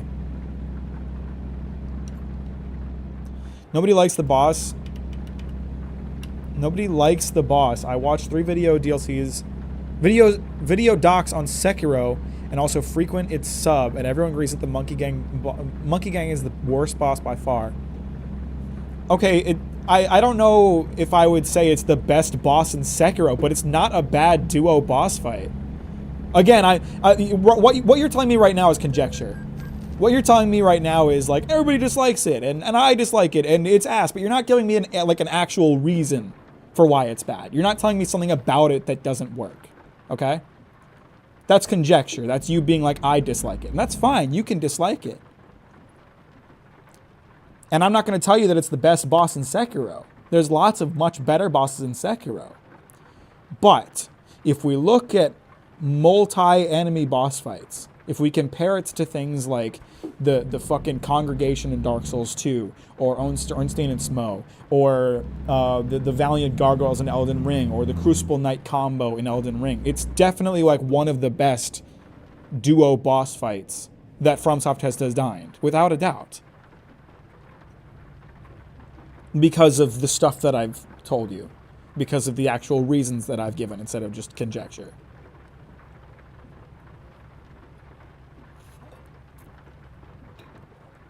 I want to give a PowerPoint presentation to my non-gamer friends about the level design. Reddit has spoken. I don't know how other people feel about it, but I genuinely like Far On Keep, even though it's just annoying swamp raid that everyone hates.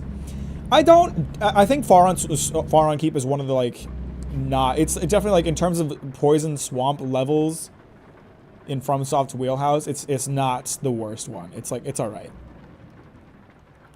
I think like something that I enjoy about repeat playthroughs of Dark Souls 3 is discovering that like the laid out path, the like pathway that FromSoft kind of suggests you go down is not like the good way to go around Far On Keep. You just gotta dive into the swamp. You avoid the road entirely. Just go into the swamp. It's so much easier if you just go around. It's really late so my brain don't work, but I'll think of a good argument next time. Okay. Alright. You do you.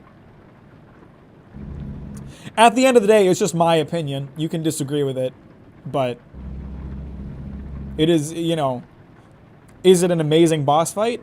I don't know. Is it one of the best duo boss fights they've built? Yes. Absolutely.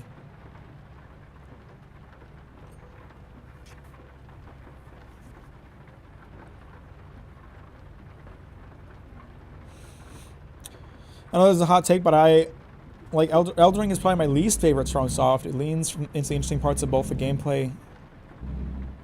Least favorite FromSoft games. It leans into the least interesting parts of both the gameplay and storytelling. I really like the storytelling of Elden Ring. I think the lore, which was much easier to follow because of the way that it was a little more like tied to your story. I think Elden Ring probably has one of my favorite lores from the FromSoft games, honestly.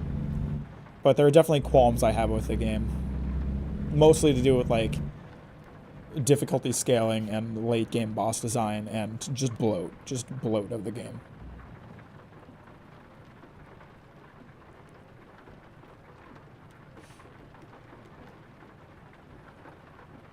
Think you know the exact combination of words that'll make Mack angry? Well, what? In response to Elden Ring? Much milder response than I expected. I'm not like a big Elden Ring defender. I have my problems with the game. I think it's a really good game for the most part, but I think it's really bloated. I think there's a lot of parts of the game that are just kind of unnecessary. I think it's too long for its own good, to the point that, you know, like, later get parts of the game really suffer quality-wise.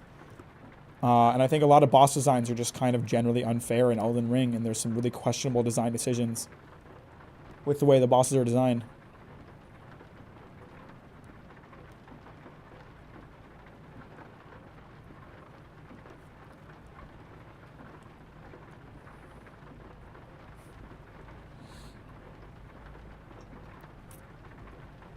Mack, how do you resist the urge to just plow everything with your truck? It's a good question. What the fuck are you guys doing? Both of these jackasses are like, okay, I don't have the right of way. I'm going to go ahead and go. Even though there's a truck here.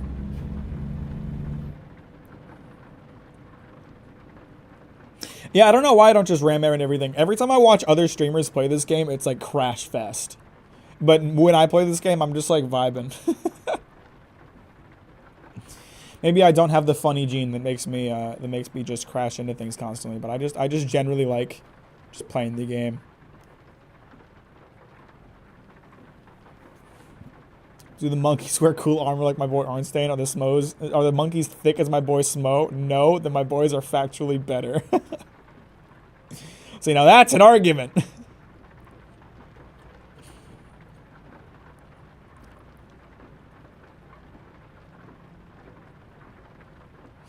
I couldn't hold back on the simulation test on driving school and just started playing Burnout on it when the instructor wasn't looking. You got a driving simulation game in driving school? What the heck? All I had was an actual car to drive. That's lame. The whole Dark Souls 3 story concept of please stop asking for more Dark Souls. The whole world is so tired that it's collapsing in on itself. And then Elden Ring has the exact same themes with proper pronouns. And the gameplay is just more anime, flippy particle nonsense when the whole point of the combat system early on was how deliberate it was and more focused on not being frantic and making mistakes. I don't know how much I'd agree with all of that. I legit thought this game was supposed to be GTA Simulator where you crash into things. Nah, you're supposed to complete jobs. I don't think that Elden Ring does follow those story themes. I would disagree with that. I just think it's more the idea of like change is inevitable and where is it going to go, and you have control over that. It does hold on to that idea of like whatever's in place is old and tired and needs to be replaced, of course. But and combat wise, I think the majority of Elden Ring is designed very well combat wise. Actually, it's just like some late game bosses that have the problem that you described.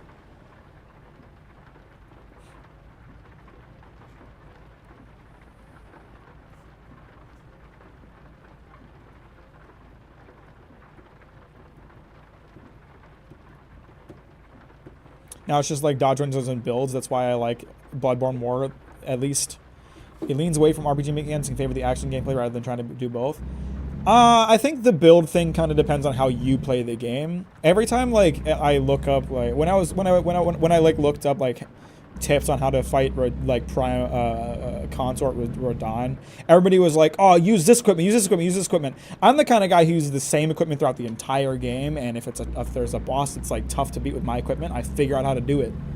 And it kind of depends on your play style. I made a build in Elden Ring and I stuck to it, and I beat every boss with it.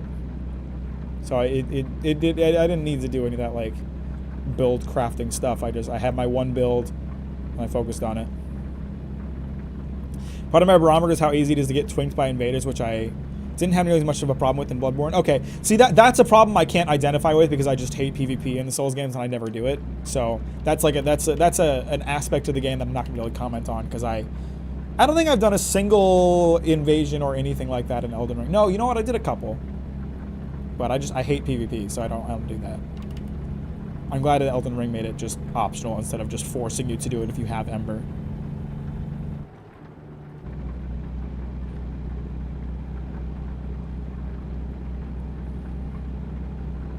Elden Ring at least gives a great reason to be a powerhouse and have a power fantasy over the other Dark Souls. Are the other Souls games, Dark Souls and Bloodborne, kind of mock you for being strong? I don't know.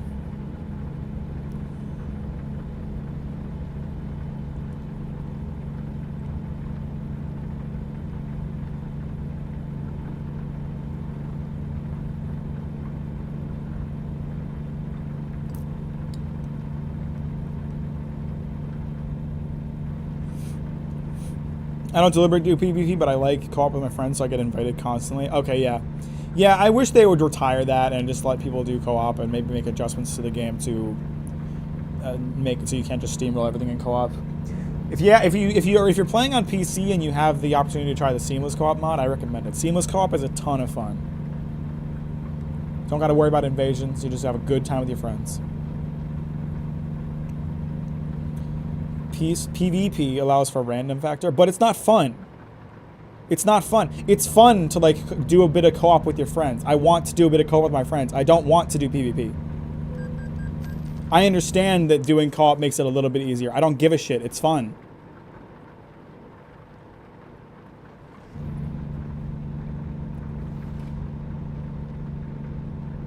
I don't like getting invaded. Everybody's way better at the game than me because I don't like doing co-ops. I don't like doing PvP stuff. Plus, you know, the netcode is ass.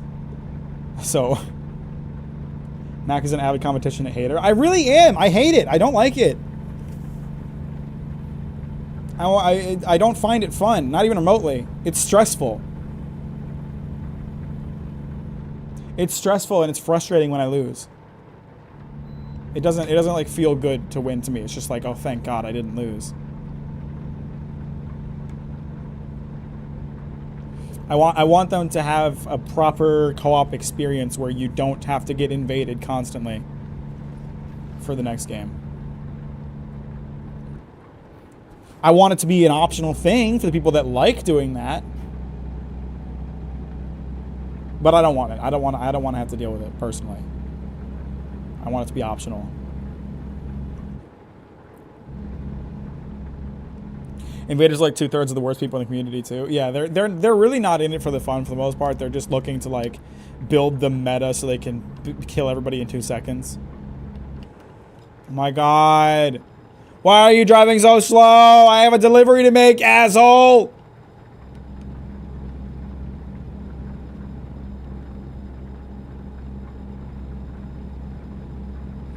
For me, it's like, wow, that kicked ass, let's do it again. For me, it's like, oh, good, I won. I hope I never have to do that again.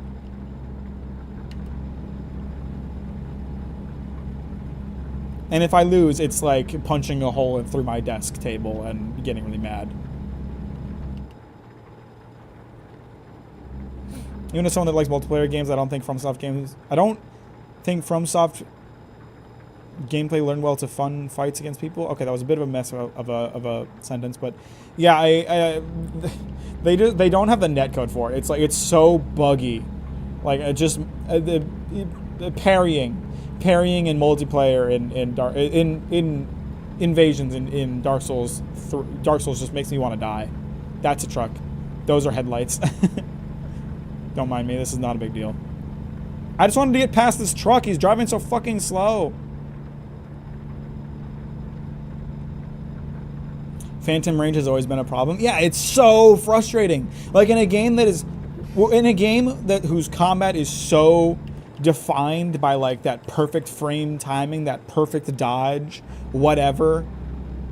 For the PvP aspect of it to be like, yeah, the sword didn't hit you, but in their version of the world it did, so you're gonna get hit. Like, that sucks. That's just the worst. Oh, they parried way after you swung your sword? Well, in their world, they hit your sword when they parried, so they're going to get the parry. I hate that.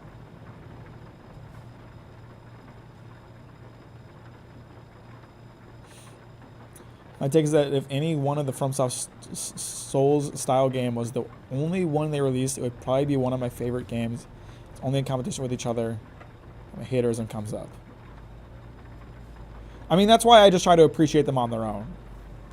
With the exception being Dark Souls 2, which I just hate.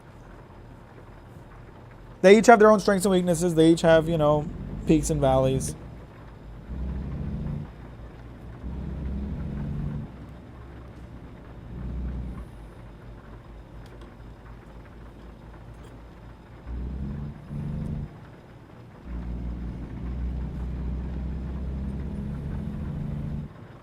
Most games kind of suck at it. Then you know why I don't like most games PvP. It's also just because I'm not a competitive person in general. I'm just not competitive. I'm a sore loser. I'm more than willing to admit it. Is it embarrassing? Yes. Am I it? Yes. Nothing I can do about it. Sure, I could subject myself to competition over and over and become miserable to desensitize myself to losing, but I'd rather just not do it. I'd rather just play Payday 2 and have a nice co-op time, or Monster Hunter and have a nice co-op time, or Elden Ring seamless co-op and have a nice co-op time. I love co-op. Co-op is so much fun. It's just you and your friends goofing off.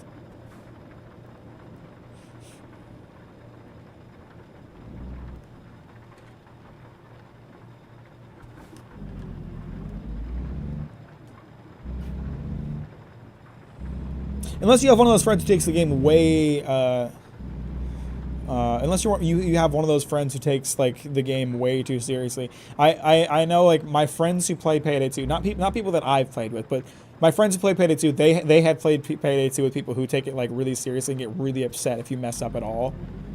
It's like when I'm playing with my friends, I intentionally mess up for funnies. So, do I want to park this? Not really. They should give you more XP for parking a truck properly. It's not even worth it XP wise. You get 90 XP, you get thousands for a single job. Love competition when I'm winning.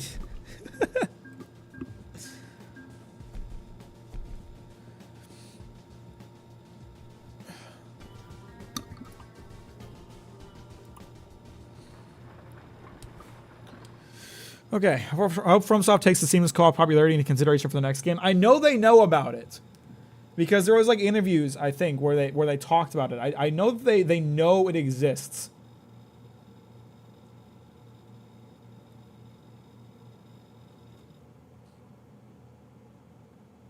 Oh, someone joined the Patreon. Thanks, Garner Haney.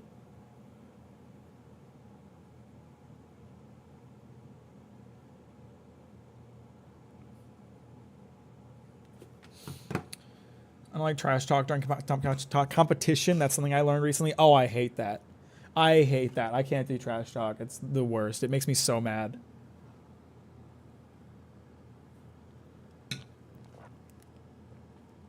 All right. When you're on my team, we crush. I mean, we crushed it in Mecha Break because Mecha Break is new and no one's played it. As soon as people like learn how to play it and get skilled, I'm fucked.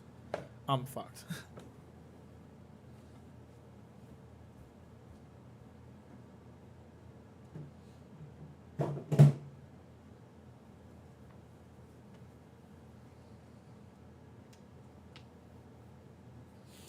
I'm gonna stretch a minute. Sitting in the trucking position for so long can be very tiring on my weary old bones. So I'm gonna stand and stretch for a minute.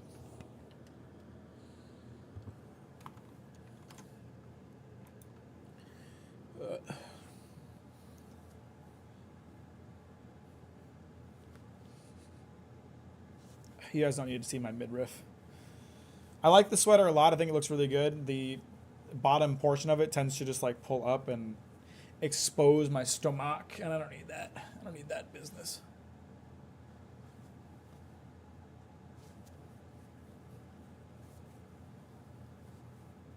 Ugh.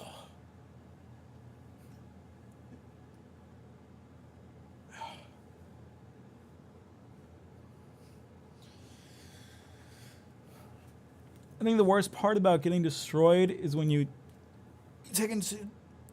when they take no consideration in helping your technique. Huh?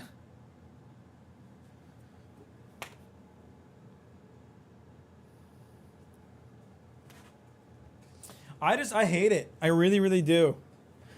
I really, really do. I really hate it. And I've kind of just accepted that multiplayer game or competitive games just are not for me. You know, the one competitive game I got really into was Overwatch when it first came out. Got really into the competitive, played it a lot. But then I got to this point where I was like, I'm not even enjoying this. Like, even when I'm winning, I'm not having fun. And when I'm losing, I'm having a really bad time. So I just quit cold turkey and I haven't played Overwatch ever since. And I've kind of just been like, you know, every once in a while, a game will come out that at least seems interesting. And I'm like, I'll try that. And then I try it and I'm like, oh yeah, I hate competition. I don't want to play this. And from the Quake Arena days, they'd help you in getting better by explaining how they got through your defenses. Oh, I see. And like even like the people on your team, if you're playing like a team game, are such assholes. Like they would not, you know, they didn't care that like you're new to the game, you want to learn, you want to get better. They're just mad that you're sucking in the game that they are also in. So it's like, how is anybody supposed to learn and enjoy the game if they get screamed at and called horrible slurs for being bad at a game that they literally just bought?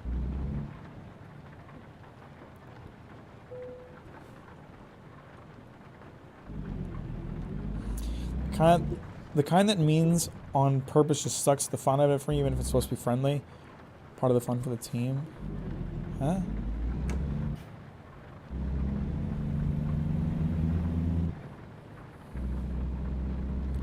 I like competitive banter if it's fun. See, I don't. I'm like a very like supportive person.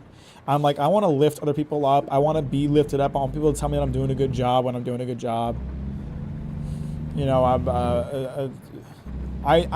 would not, you know what, like in real life setting, I would not be able to work in like a kitchen, because kitchens are the kind of place where if you make a mistake, you're going to get fucking sworn at and cussed at and like kicked out the door and just shit talked. And if you do a good job, no one's going to say anything nice to you about it. They're just going to be like, yeah, good job doing your job. I hate that. I like my job. My boss is really nice. She tells me I'm doing a great job all the time, and that makes me feel good. And I like feeling good. I want to feel good. I don't know why anybody's out here like, man, I sure love being shit talked for making a minor mistake. That's really helpful to me.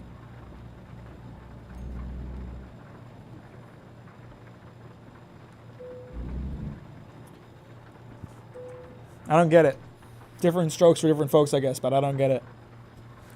I can only do 1v1 because I have to know that if I lose, it's because of me.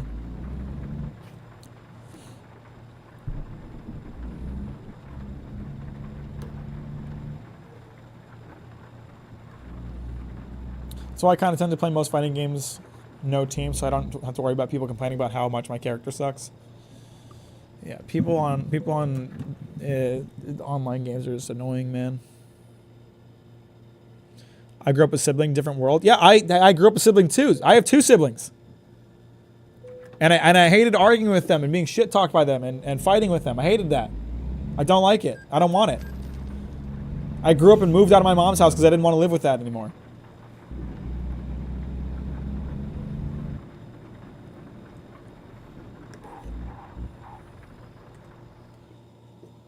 I would say, as Morgan's saying, that's part of the reason that I don't like it. I've had enough.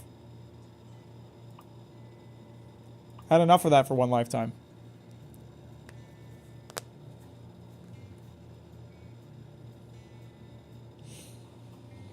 I'm glad that my brothers and I are adults now who can just talk normally with each other instead of being assholes to each other.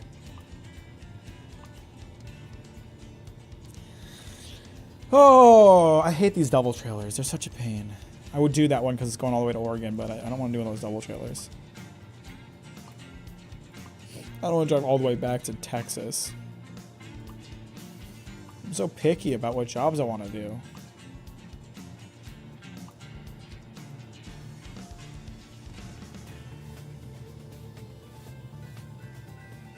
This would be a good drive. Drive through Colorado and Utah down into Arizona. That's not a bad option. Let's do this.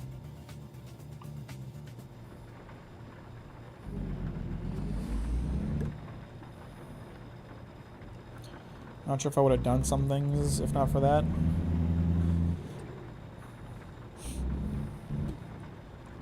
Well, everyone's siblings' experience is going to be different. And for me, I am not the kind of person that responds well to negativity. I don't respond well to insults and bad faith criticism and shit like that. I respond better to support and kindness.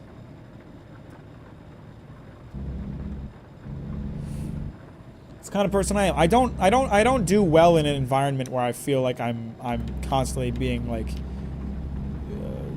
graded or what's the word, like evaluated. I don't thrive in an environment where I feel like I'm not allowed to make mistakes.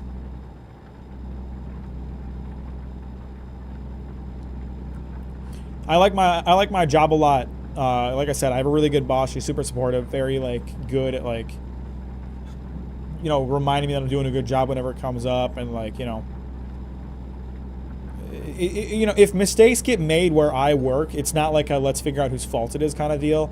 It's let's figure out what we can do about it kind of thing. And I prefer that. It makes me feel more comfortable telling people when like I fucked up, because I can be like, hey, I fucked up. Can you help me figure out a way to deal with this?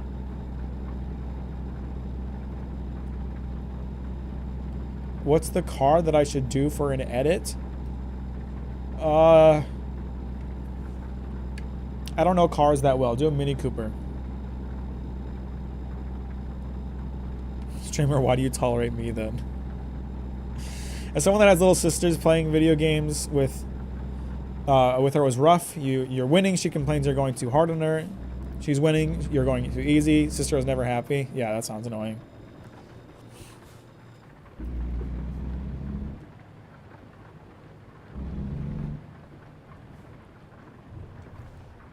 So anyway, all that stuff I said about my job kind of relates to video games. Like I'm not gonna have fun with a game where I'm being criticized constantly for my performance, or where I feel like I'm constantly being judged for how I'm playing.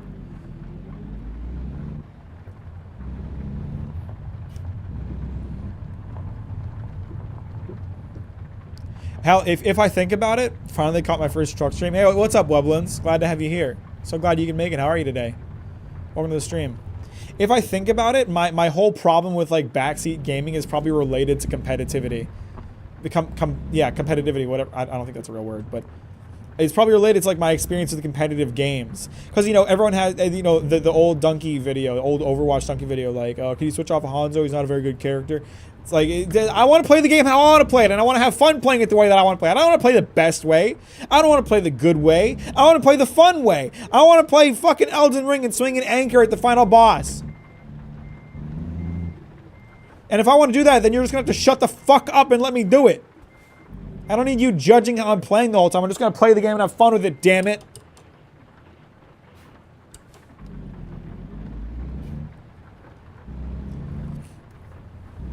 I hate when people get mad at me for like playing the game wrong.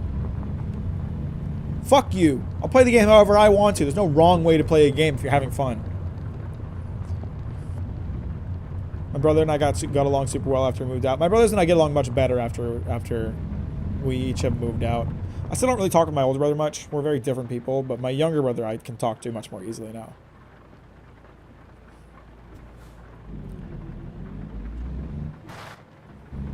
I'm gonna cut this fucker off. Screw you, idiot.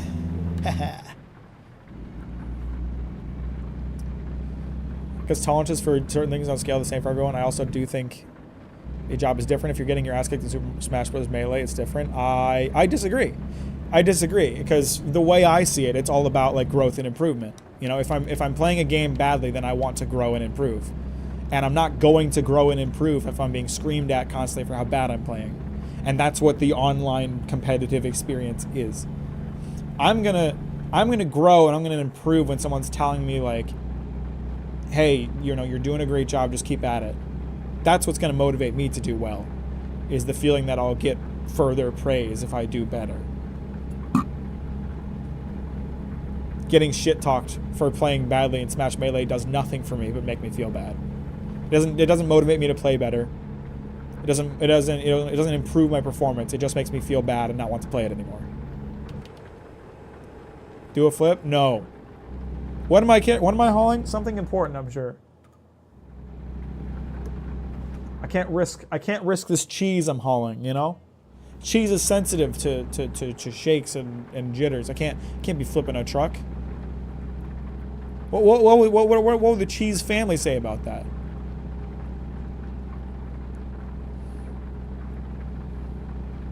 There's a flying over my face.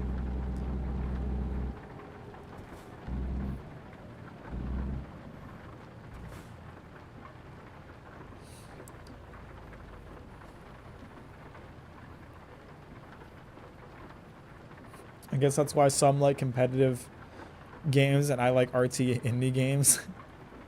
Yeah, you know, whatever. I'm not gonna tell anybody that they're wrong for liking competitive games for whatever reason that they do, but I'm just gonna tell them that I don't like it for probably the traditional reasons.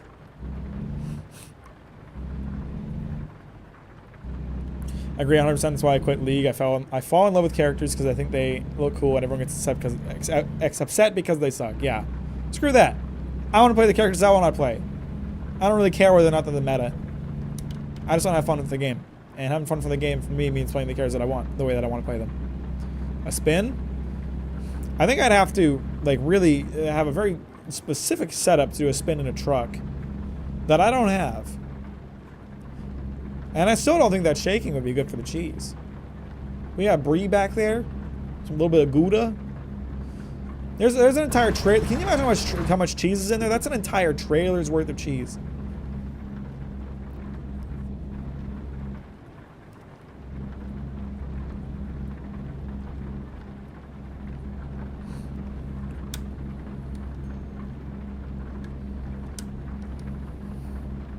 Anyway, yeah, definitely not trying to put down anybody that enjoys competitive games for the opposite of the reasons that I dislike them. It's just my opinion. If you enjoy the shit talking, if you enjoy the screaming at each other, if you enjoy the negativity, I'm happy for you. I personally hate it with a passion, so. Did Wallace and Gromit order this delivery? Ugh, maybe I'll have to find a ramp to shoot myself off into the moon.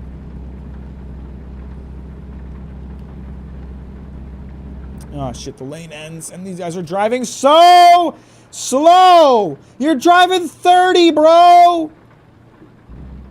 It's 65 here!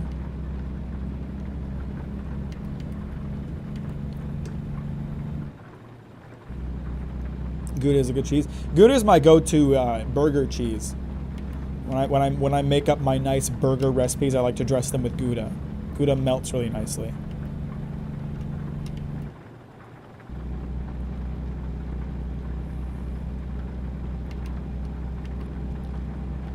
Peek around this truck here, see if there's any. There's a curve in the road, it's hard for me to see. Yes, I did not see that truck.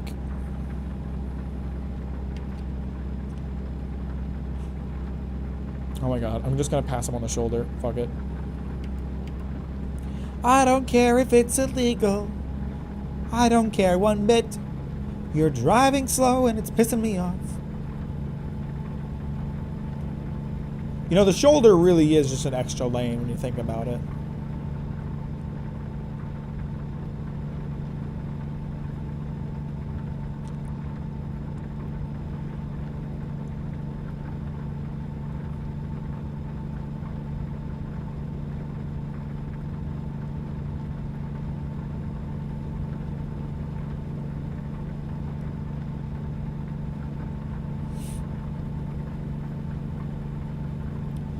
Man, since we're speaking about cheese, it made me think about pizza, and I had a really annoying pizza situation last week. So I got an email with a coupon from the pizza place that I like to go to. It's called Pizza Hut, kind of a local chain. Don't know if you guys have heard of it or not.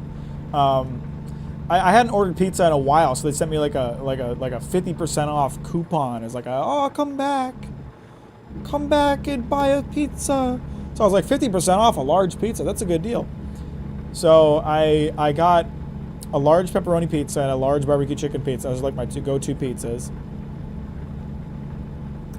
And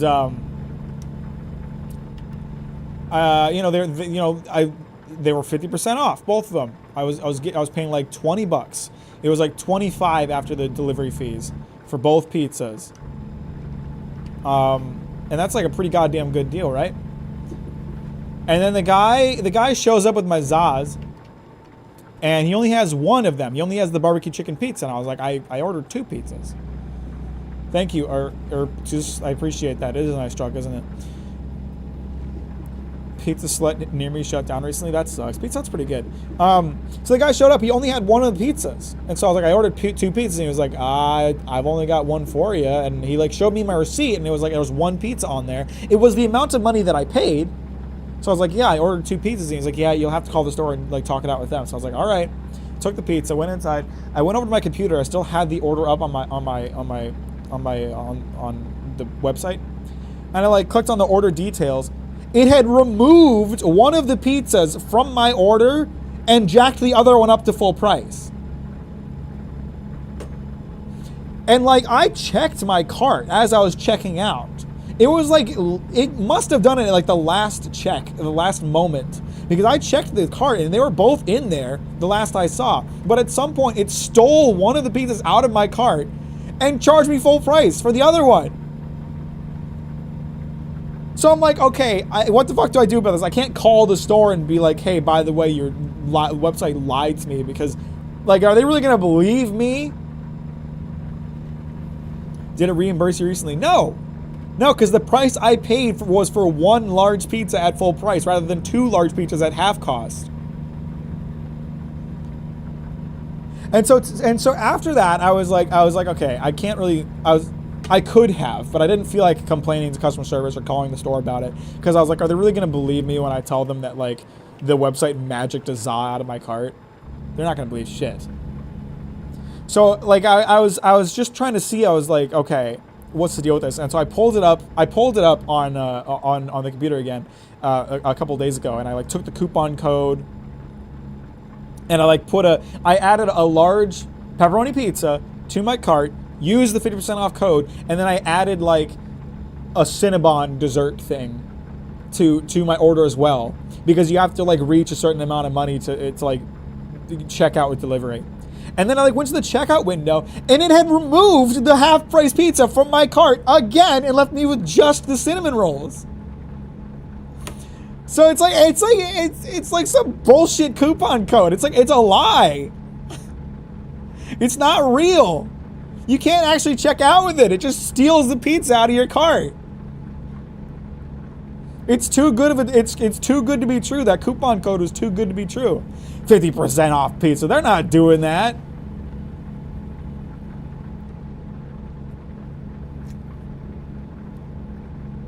They pranked you.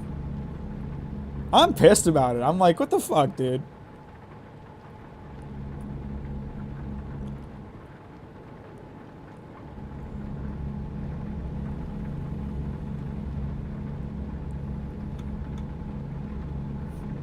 Mack got debated. I don't know what the deal is. I think it might have something to do with the fact that the Pizza Hut website is kind of shit. Like I've had issues with that website where like I'll sign into it and then I'll like go to check out and I'll have to re-sign into it. Like it'll log you out if you like go to a different screen. So I think it's just a shit website, honestly.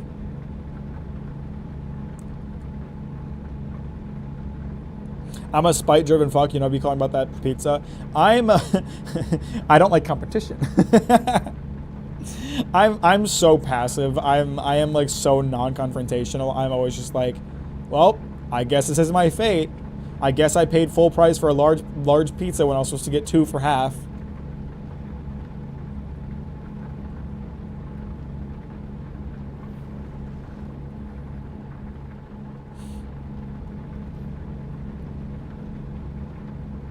Maybe it connects you to a different Domino's. Not coupons work at all locations. Well, it's a Pizza Hut, first of all, not Domino's. And I was already like had my delivery set up to that store, so.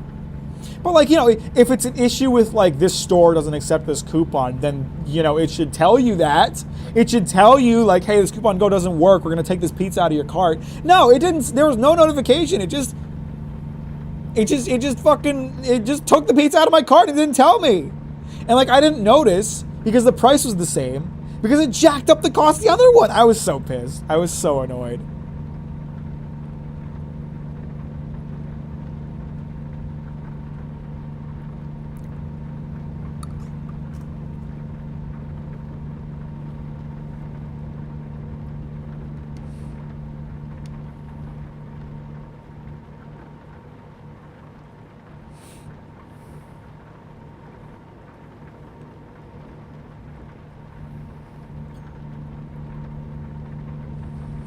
I honestly like I hate like talking to customer service or going to a store or whatever whenever I have a problem. Like whenever I go to return something, I'm always like super anxious because I'm like, what if they don't take it back? What if they don't take it back and they get mad at me for trying to return it? I remember once I bought white pants online at H&M, and I got the pants, and even though it was like the size that I buy, they were like way too large for me. They were way too large. So I took them to a store and I was gonna return them, and then I was like standing in line like ready to return them, and I noticed because it had been sitting in my apartment for a couple days. I noticed that there was a bunch of my cat's fur on them. They're like white pants. I noticed there's a bunch of my cat's fur on them, so I was like, oh my god, they're not gonna take it back. They're not gonna take it back. They're not gonna let me return it because Luna got her fur on it, and they didn't. They literally said nothing about it. But I was so stressed out. I was so stressed and anxious about it.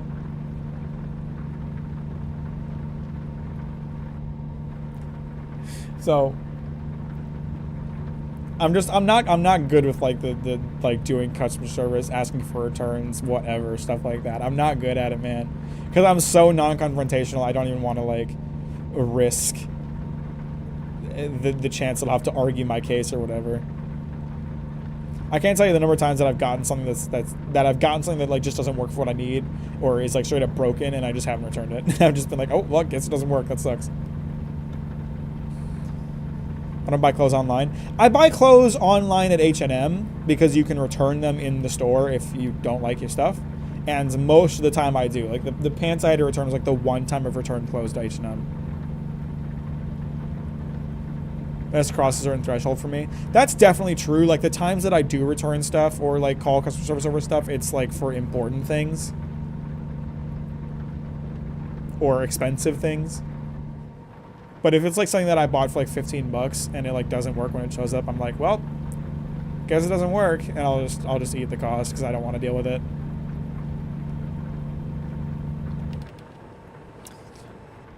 Companies probably make so much money off of me not returning things.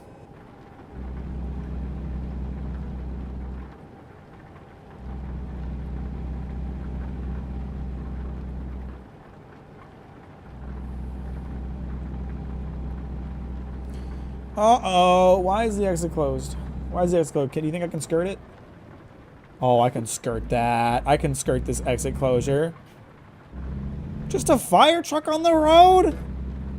That's all you got? When are they gonna program in like giving you a ticket for doing this? You get a ticket if you don't change down to the new speed limit 100 feet after the speed limit changes. But if you drive past a road blockage, that's fine. That's okay.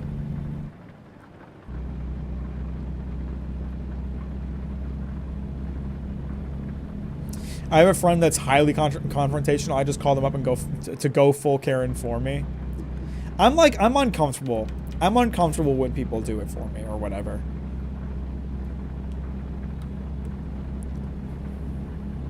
What's up, Kiram? How you doing? Welcome to the stream. Thanks for liking on the way, and I appreciate it.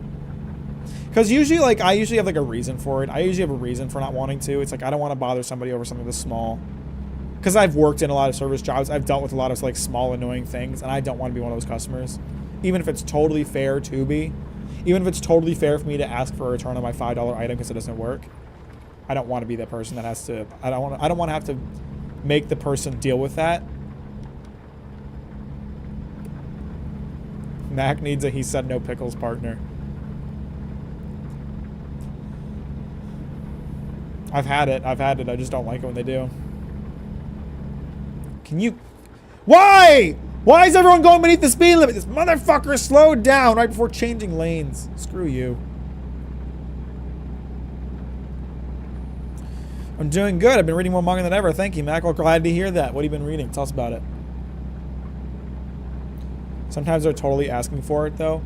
I have a policy that like no matter what the circumstance, I will never be like mean to a service worker or whatever. Never, ever, ever. Even if they're mean to me first, I'm not gonna do it. Cause like, there's so many things that are like going on behind the scenes, so many things that you don't know about, so many things that you don't see going on that you can't be sure that like, you know, that person could be having a really stressful, really shit day. And yes, it's not cool that they treated you poorly, but I'm not out here trying to make their day worse.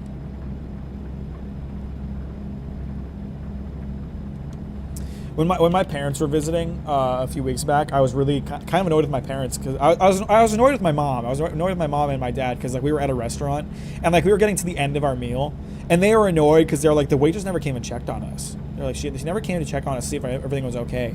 And I was like, did you need something? Did you need something for her to check on you for? They're like, no, but it's weird that she didn't. So it's like bad that she didn't. And I'm like, you don't know what's going on behind the scenes. I'm like, she could be super busy and you don't know. You know, it could be that she just hasn't had the opportunity to stop by at us. And if you didn't need something from her, then don't be bothered by it. It really pissed me off. I was like, leave her alone. She's probably having a busy day. She's probably got a lot on her plate. You didn't need anything, so don't be mad that she didn't check on you.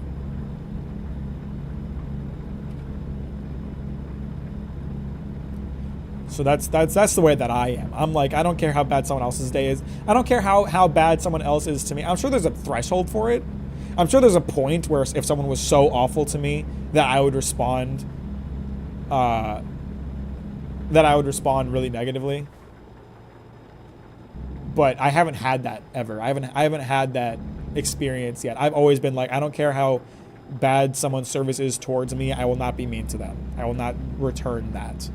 I will always be nice and courteous to them because I'm willing to bet that there's something going on that I don't know about. My mom does that shit. It's a very like boomer or Gen X thing, I feel. I feel like people our age just don't care as much.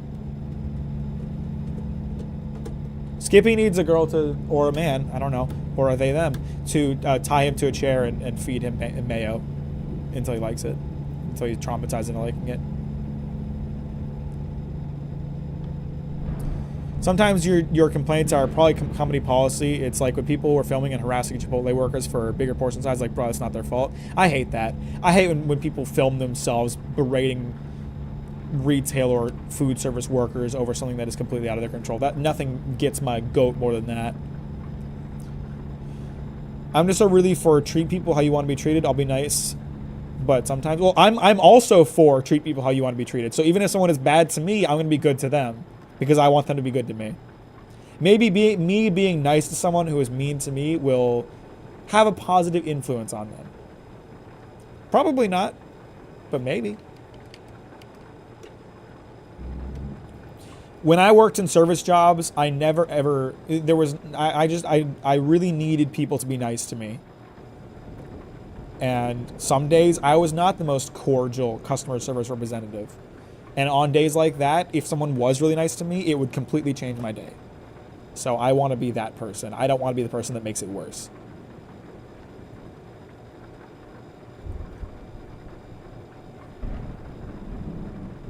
So even if someone is not treating me super well, I will still be nice and cordial to them.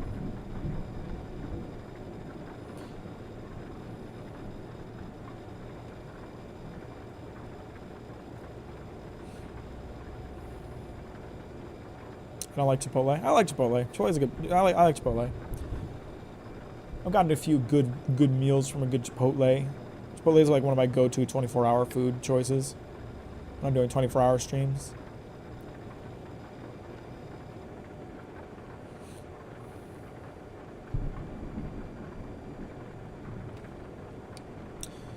I should stop for somewhere to sleep at some point here. If I can go for like 2 more hours, that'd be really pushing it. I'll pull off and sleep whenever I get a chance to, because I got enough time in the job that I could sleep again if I need to.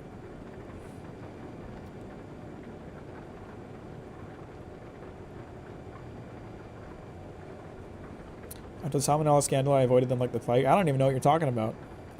And I don't want to know. Ignorance is bliss. Probably solid if you don't have any authentic Mexican food near you. I do, though. I have good Mexican options. I just sometimes Chipotle is faster and easier. It's the same reason I go to Taco Bell. You know, Taco Bell is not like a cheap option anymore. Going to Taco Bell, I usually end up spending like $14 to $16, and I can get just actual Mexican food for that price. But sometimes I just want Taco Bell.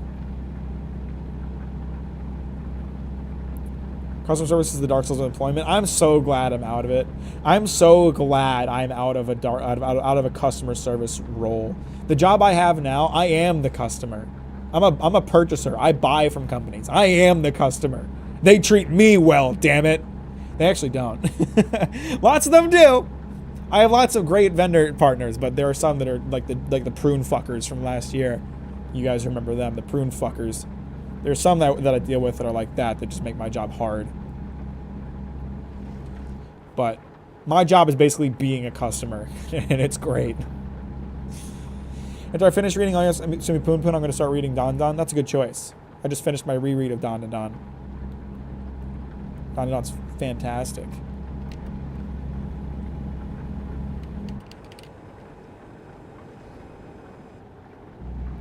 But like I went to a conference in March and met up with a bunch of my vendor partners, and they were all like super nice to me, and we got dinner on their dime twice.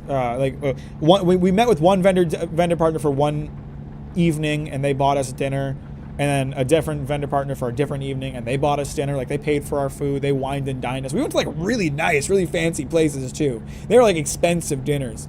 And then one of them, like, we met them at their like rental that they were using for the weekend, and it was like this fancy house in the California hills, and they treated us to brunch. It's great being a purchaser. You just get wined and dined by people that want you to spend money with them. It's great being the customer.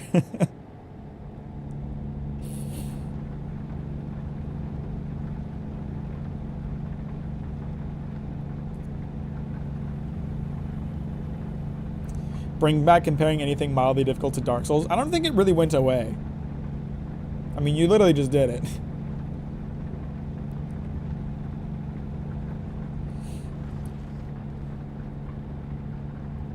As long as you don't pretend to know better. Okay, if we're talking about like retail or food service customers, maybe, but in my job, there are times that I absolutely do know better. I know that I've been lied to by my vendors before. The bad ones, that is, not the good ones. And I need to call them out on that shit.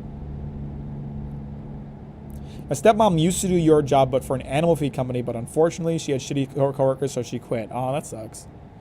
That's unfortunate. I have a really good job. I have great coworkers, and the people I work with are great. They treat me well.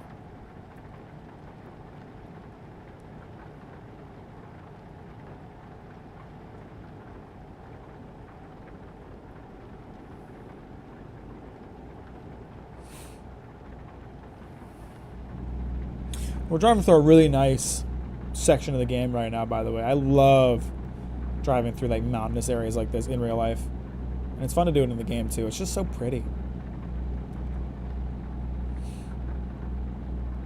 I'm so neurodivergent. I've gone to stores and bought something and started walking out the store, leaving it with the thing I bought.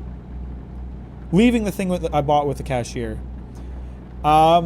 I struggle with like that anxious feeling that if I don't buy something, they're gonna think I'm stealing. So like, if it's a large store that has lots of customers, I don't care. But if I see like a small store that doesn't have a lot of customers and I'm like interested in it, but I'm not sure if I want to buy anything, I like won't go inside, because I'm like, if I do go inside, I'm gonna feel the need to buy something so they don't think I'm stealing.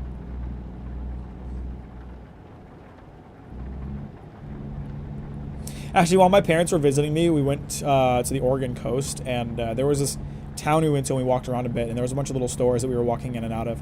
And there was this one store. It was like a kind of like an oddities store is how I would describe it. Like, they had like swords and like leather bound journals and like kind of occulty type stuff. It was kind of like that.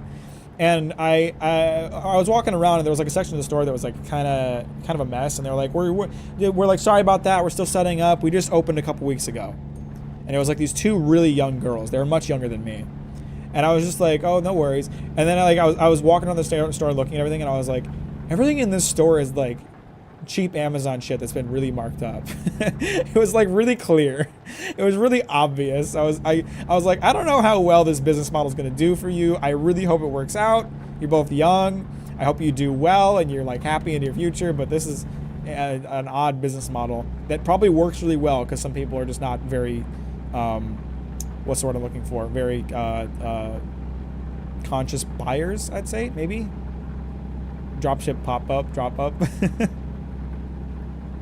So I was literally like, okay, this is like a cheap, shitty katana that you could buy on Amazon. Absolutely.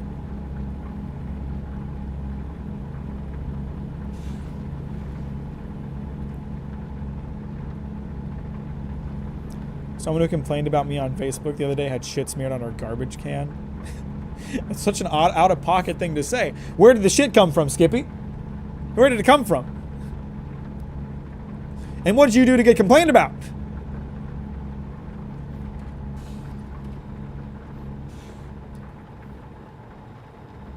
Shopping alone, I'm the most irrationally anxious person ever, but when I'm with a friend, I get fearless. It's so weird. That's interesting.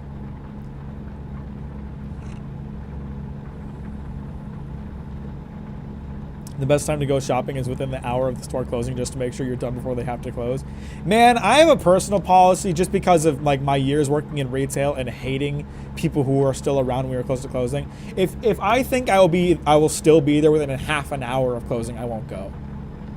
Like unless it's a really urgent need, I guess. But like, if it's like, man, the store closes at 9. If I get there at 8, I might be out of there at 8:30. That's too late. I don't want to bother them, so I'll just wait for the next day.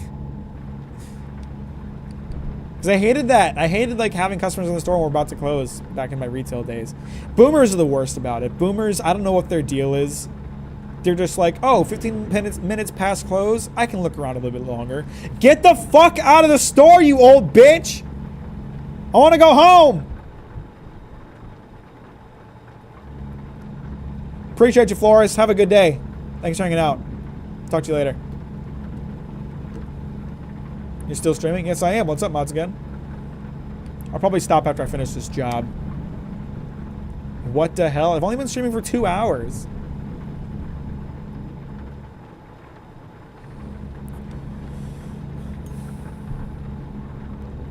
Boomer entitlement is crazy, man. It goes so hard.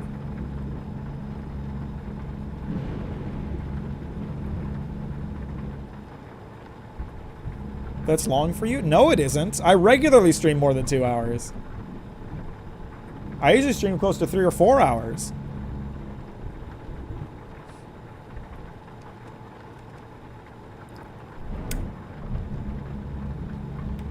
Nah, that's cap. Okay, all right. All right, this is probably a bait, but let's go take a look at the live channel. Let's do it. Let's take a look at the live channel. I'm gonna get you. I'm gonna get you on this. I got the receipts, bro. I got the receipts. 2.5 hours, half an hour, but that was specific. Almost 3 hours, almost 4 hours, an hour, but I knew that was busy that day. 3 hours, 2 hours, 3 hours, 4 hours, 5 hours, half an hour, almost 7 hours.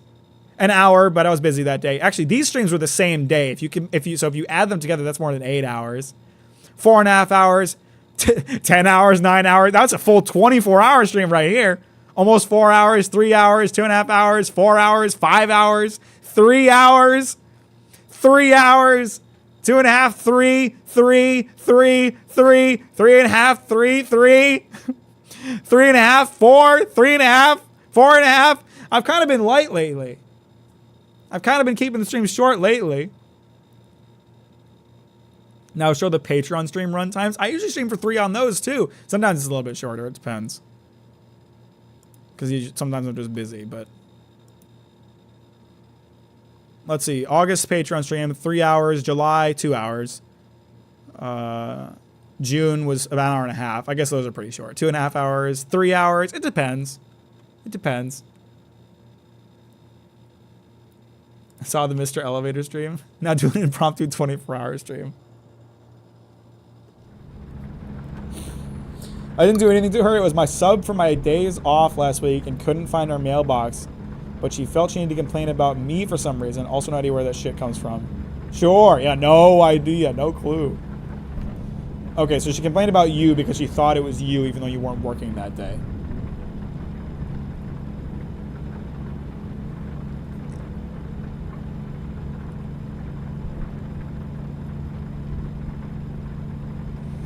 Since Souls-like are like the popular genre now, I'm excited for when maybe indie developers get nostalgic over Devil May Cry type games and start making those again. Oh, I'm sure they will.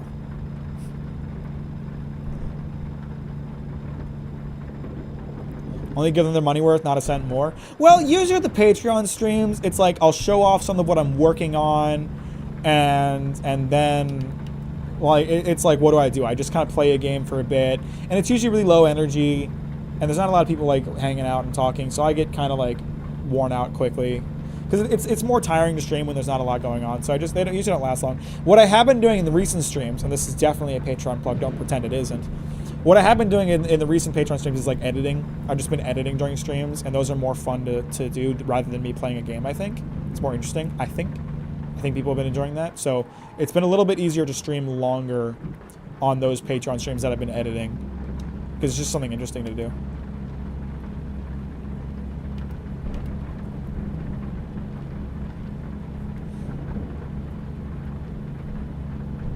About closing, we're hungry as hell most of the time. We ate like 4 hours before closing. Yeah, no. People who hang out past closing can suck ass. They're the worst. Mack almost crashed chat, but didn't. But didn't. It's raining pretty hard. It's you can feel the road getting a bit slick now.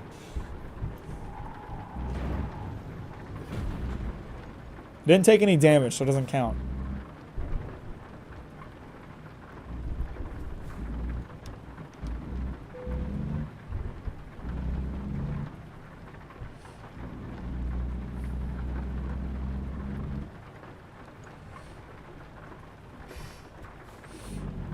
Oh, can I sleep here? Oh, no, I can't. I need to find somewhere to sleep. A bit slick, huh? Yeah, I couldn't stop as quickly. Or turn as much. Hey, that was like my favorite game franchise for so long, but hasn't been good for over a decade, and I'm sad. Bro, I hate to be that guy, but the Halo games have not really stood the test of time. They're like, okay. As someone who did not play them at the time, I play them now, and I'm like, this is okay. I'm sure it's going to make a lot of people really mad that I just said that, but... Sleep in the way station, what are they going to do? I can't.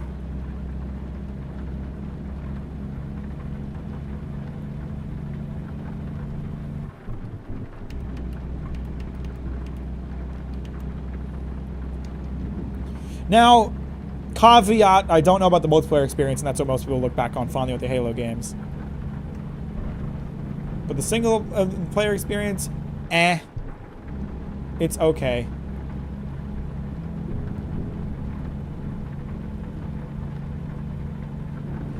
They changed FPS and how it feels as well as made the modern FPS controls. Yeah, and then other people did it better. Sorry. Sorry to say it. Yeah, they did revolutionize FPS controls at the time. Now there's a bunch of other games that do it better.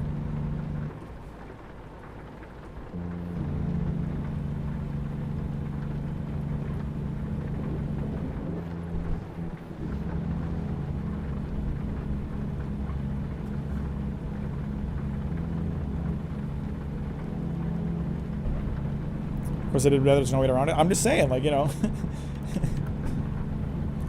That's why I'm saying they haven't like aged that well.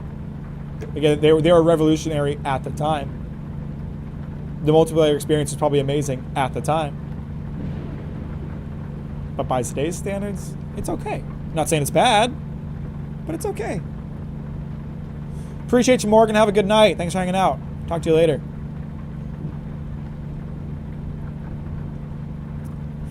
I will say, I don't think we're ever going to have like multiplayer experiences like the Halo craze in modern gaming ever again. Like just, there's the environment of gaming is totally different. We're never going to have like everybody's playing the same games anymore. That's just not going to be a thing. Like everybody was playing Halo back in the day, and it was like, if you're not on that Xbox train playing Halo, you're fucking missing out, bro. You're not gonna do that anymore, though. To have the couch co-op, yeah.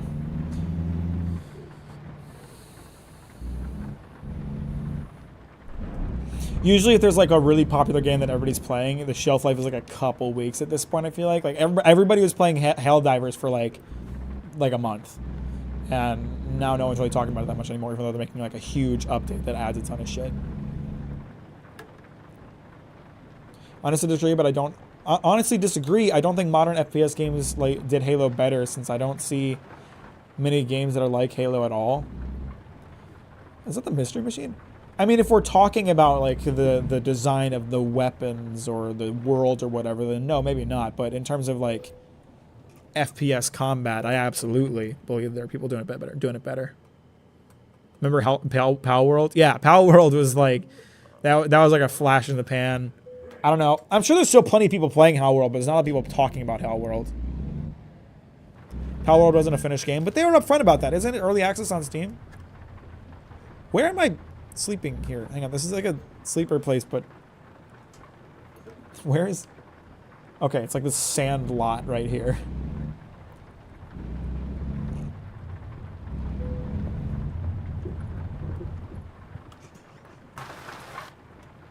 I'm just saying unfinished games don't have much staying power.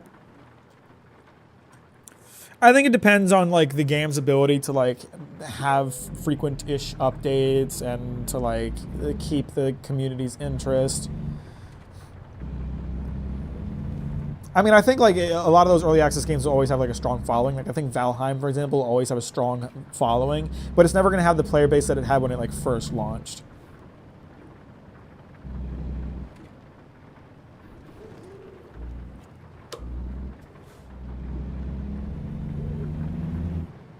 It's just a different environment of games. I think it's because like there's a lot more saturation with there being a lot more developers. There's a lot more saturation. There's also just more people playing games. So, you know, it's easier to find a community playing like lesser known games compared to like back in the day when like if you weren't playing when everyone else was playing, you probably weren't playing with everyone else.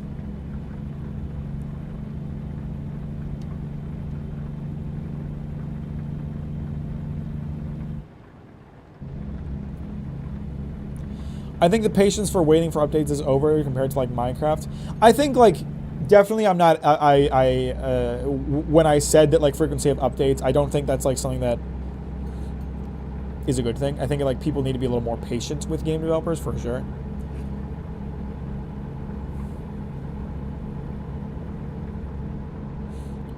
Most games of a core audience that complain about the lack of updates on the game. Yeah, that can be really irritating and really annoying. And it's like you just want them to like make good updates and stuff like that.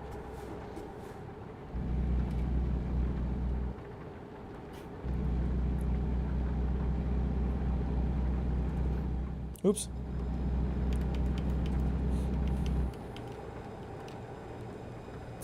Honestly, like I haven't played a ton of like modern Minecraft, but it feels to me like Mojang has been remarkably under creative about like what they can do with that game, given how wildly successful the game is. Like, despite the resources they could potentially have to do really interesting things with the games, they haven't done a ton of like really interesting things with it. Like, I feel like at this point in Minecraft's life cycle, there should be like 40 biomes in the game that are all very unique. And the caves update, the like caves and cliffs update should have come years ago. Not in terms of like they should have made it faster, but just in terms of it should have been a bigger priority. They don't need to create when they have money. I mean, I guess you're right.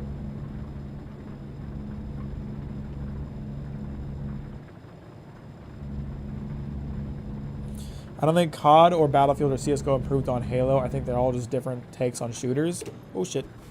Whoa, it was this line with trucks. Halo and arena shooters in general have just been neglected, relegated to a niche nowadays. So, I mean, I wouldn't have brought up those games in particular as examples of what I was talking about. But I think, like, there's a lot of, like, boomer shooters that have come out. And I know it's a different-ish genre, but it's kind of in the same vein. Like, arena shooters, if you ask me, are kind of like boomer shooters for, like, the multiplayer experience. if you're looking at like boomer shooters, there's a lot of them like that have like iterated on like what Halo built and done it better, I feel.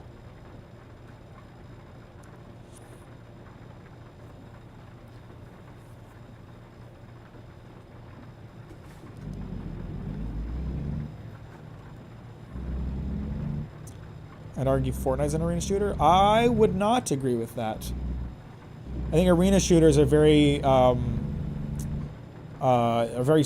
the word I'm looking for here? They're very, like, defined by their movement.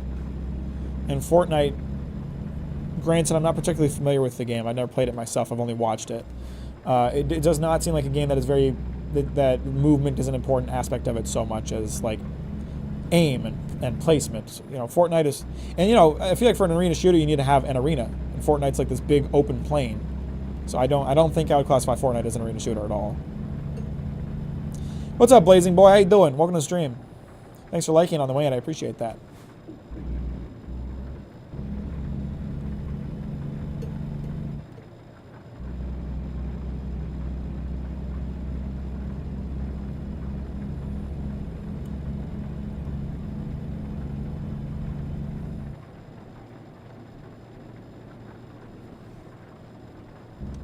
Oops, I didn't mean to pause.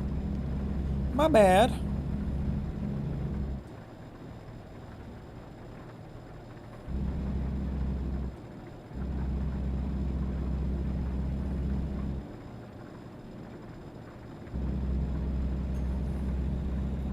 Why is this a right left turn only lane? Why?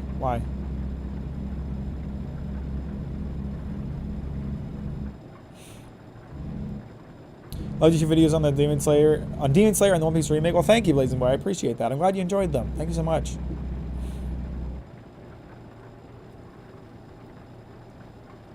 By the way, guys, if you haven't liked this stream, now would be a good time to do so while I am begging and pleading for you to. This is a nice left turn lane that I'm going to use as a passing lane. It's very illegal, but these guys are driving really slow and it's pissing me off, so... you know what I mean? You know what I'm talking about? You guys get what I'm saying when I say that?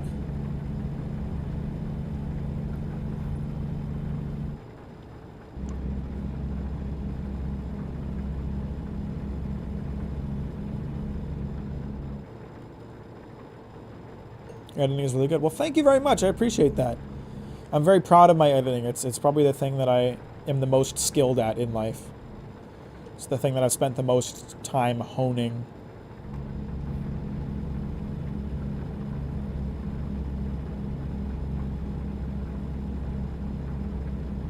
Splitgate getting so close to Halo is also probably why it died, since it came out right before Halo Infinite. I actually don't think that's why. They kind of let it die on purpose because they want to do Splitgate 2 and they got like a publisher and money and all that. Which, it's really going to be interesting to see when Splitgate 2 comes out what happens with that, if they're going to be able to recapture that lightning in a bottle they had. I think they probably would have been better off sticking with it rather than jumping to the next one. Ooh, that was a lot of damage I took. Uh-oh, those are rocks. Okay, not a big deal. I'm so tired of these fucking trucks that are driving so goddamn slow.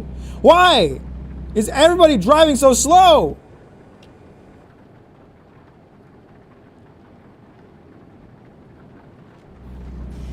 What would you classify Fortnite as then? Because the building completely changes the gameplay. It's a battle royale. It invented the battle royale genre. Well, it didn't, but it capitalized on it. It built upon it.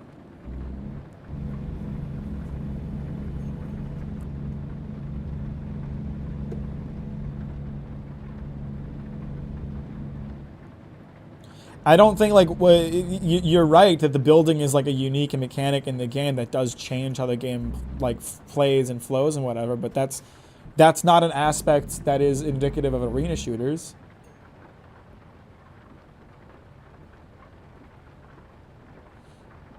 My main point is, like, when you think of arena shooters, or at least when I think of arena shooters, the thing I think of the most is like the importance of movement. It's like learning. It's you know, it's double jumping, it's rocket jumping, it's dashing, it's sprinting, it's teleporting, whatever. That's an arena shooter to me. Fortnite doesn't do that.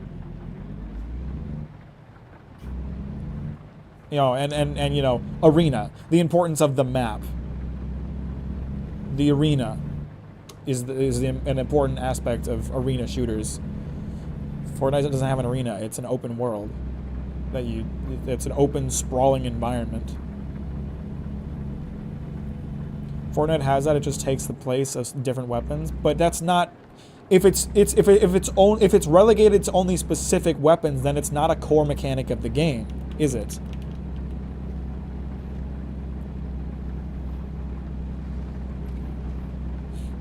You know, I mean, we could say that Fortnite is a Star Wars game because it has Darth Vader in it, but that wouldn't make it true. Because a Star Wars game is one where Star Wars is the focal point, not just something that's in it.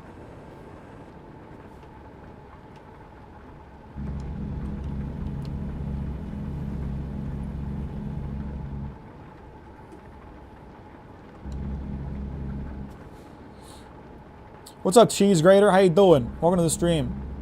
Thanks for liking on you, man. I appreciate that. And now it even has an anime on it. On Fortnite? Are we talking about Fortnite? Oh, because it has anime characters. Yeah. Is Fortnite an anime game because it has My Hero Academia in it? And then Attack on Titan?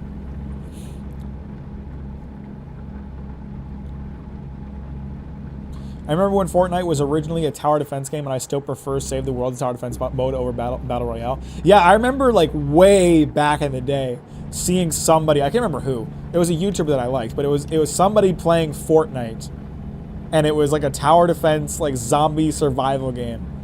And then like Fortnite started getting big like a few months later, and for a good while I didn't know what Fortnite was or why it was so popular, because in my head I was like, it's just like a base building tower defense game. Why is it getting so popular? Like I had no idea that they like pivoted to something completely different. And I was so confused. What game is this? American Truck Sim. We're trucking across the United States. I was actually interested in trying the Save the World thing in Fortnite, but you had to like pay for it separately rather than just playing it on the free to play, so I never ended up doing it.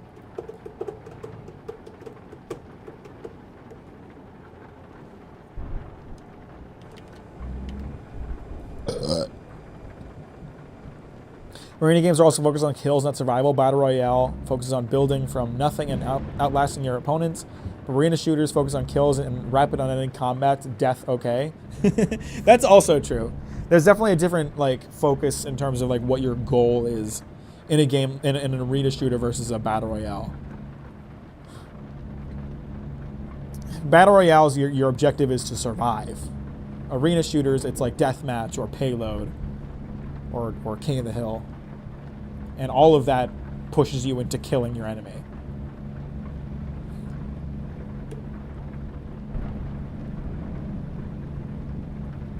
Never been a fan of Fortnite? I never tried it.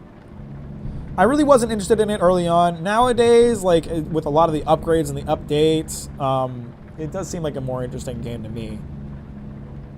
But not if you play clans, you only get 3 lives. Okay, but we're talking about like, when we say Fortnite, we all know we're talking about the Battle Royale. I don't even know what Fortnite Clans is. That's how not talking about that I'm at. I view Fortnite like Demon Slayer first. Nobody knew it existed. Then it went viral, mainstream, became a big hit.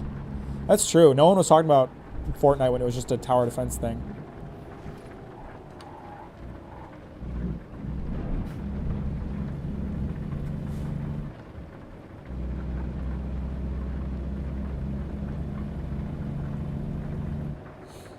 I genuinely hope Epic updates Save the World mode. I've been holding on to this hope for many years now. They won't. It doesn't make money.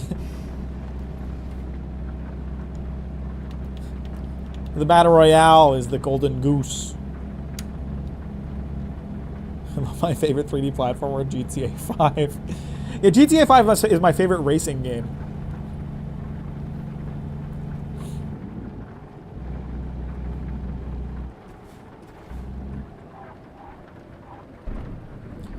Most popular game types were Capture the Flag and Clan Deathmatch, which had lives. Now, maybe this is just because of the games that I've played, but I don't remember there ever being like a certain number of lives in any of the arena shooters I played. It was just respawn timers. If you died a lot, your respawn timer got longer. I don't remember there ever being a limited amount of lives in any arena shooter I've ever played. Not to be like a stickler, but Mac, I think you're confusing hero shooters with arena shooters. I'm really not. It just so happens that hero shooters tend to be arena shooters.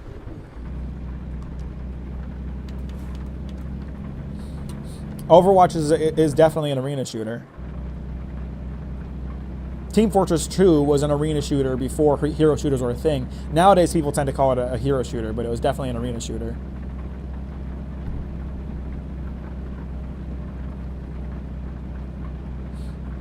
But I'm thinking about games like Quake and like Doom multiplayer.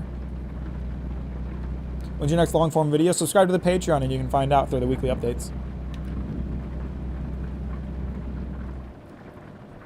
Nice cat. Thank you, Blazing Boy. Her name is Luna. She's very sweet. Deathmatch was always what stood out to me. That's where an individual player's skills shine because they kill more faster. Yeah, definitely like deathmatch is a staple of arena shooters.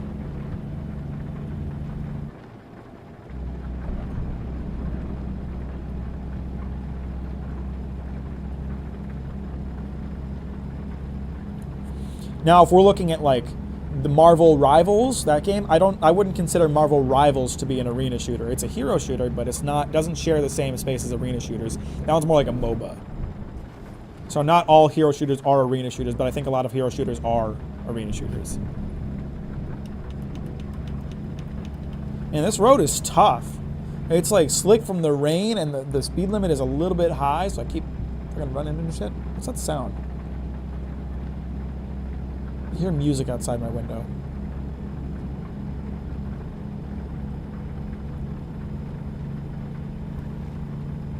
Concord is definitely an arena shooter. Doesn't seem like a very good one, but it is an arena shooter. Cooking stream win. Soon. I promise soon. I finished Elden Ring. I will do cooking stream soon.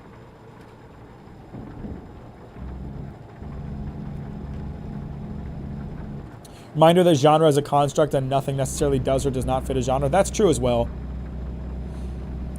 I feel arena shooters, like you said, are about mobility and shooting, which is basically Fortnite with the added element of Royale in building. Is that said? Royale in building? I disagree. I disagree. I think a staple part of arena shooters is the arena itself, the level design and the positioning, and Fortnite does not have that. And I would not consider the movement options really arena shooter-esque in Fortnite. I disagree. Overwatch and TF2 are so much different from Quake and Halo. I don't really know how they would be classified as arena shooters. I mean, I don't know what to tell you. Before the hero shooter genre was really talked about, people considered TF2 to be an arena shooter.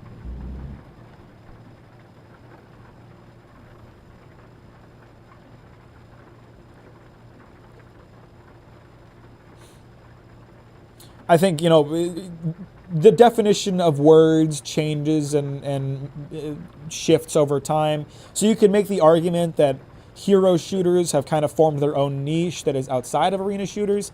I would personally say that they still share a lot of similarities, generally, not always.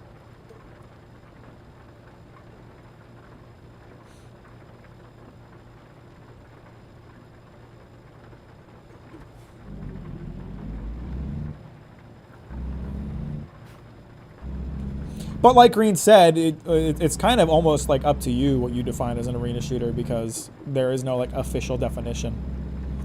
I think a game can start as a specific genre, and as it gets updated, it can be called different genres due to other play styles being added to the game. I mean, that's definitely true. At one time, Fortnite was a tower defense game. Now it's a battle royale. Overwatch and TF2 are in a different subgenre of arena shooters. I would agree with that. Definitely.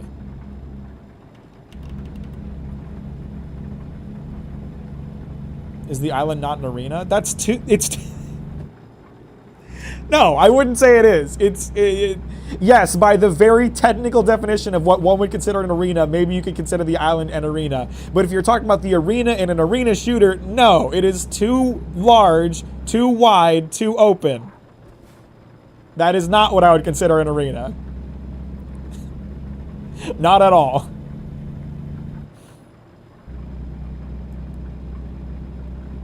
Hell, by that definition, Red Dead Redemption 2 is an arena shooter. Would you not consider the entire Western United States an arena? I'm sorry to bust your balls. I really disagree with that statement. What the fuck is going on here, guys? Do we have an accident, huh? Get out of the way. Our planet is an arena. But you can't build in those games. Building is not a staple part of arena shooters. You could argue that the building, lends itself to the movement systems that arena shooters are more known for, but it's not the same. It's just not the same. Straight up. Building a block to stand on in Fortnite is not the same as double jumping in TF2. It's not the same. It's different. And it's too different for them to be classified as the same thing. Building in and of itself changes the battlefield. I wouldn't say an arena is defined by its ability to be changed. I didn't say that.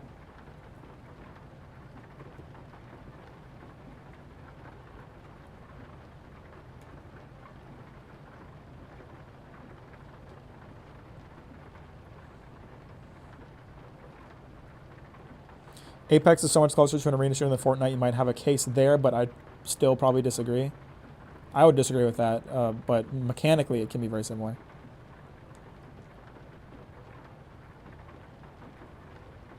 The mere fact that an open space becomes an arena, I don't think it does. Is grenade jumping not double jumping?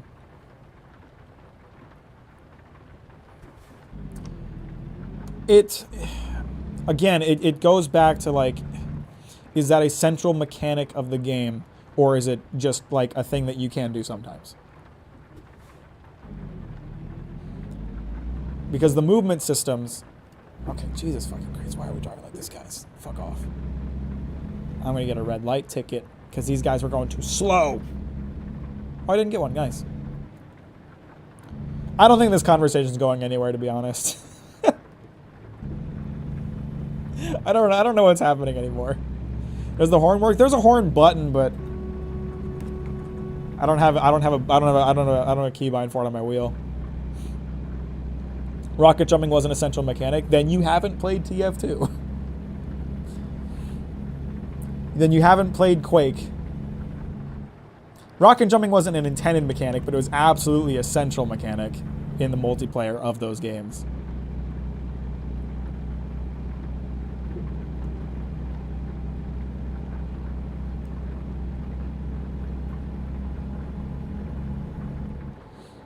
I say we put the conversation to bed. I don't think anybody's changing their mind on this.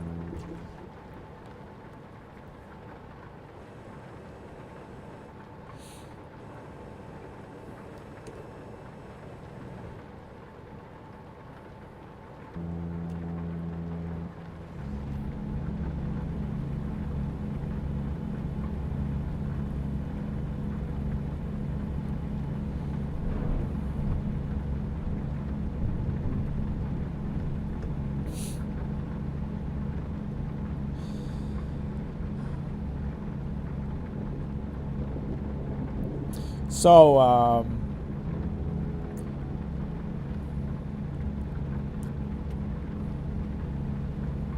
y'all been reading any good manga lately? I finished a reread of Don to Don. Took a lot of notes about that for a video that I'd like to do, but it might not actually get made in time. We'll see. Don to Don is still peak, still based, still epic. Still very excited for the anime to come out. There's a lot of details I picked up on a reread that I think are really cool about Don to Don that I can't wait, that I want to talk about.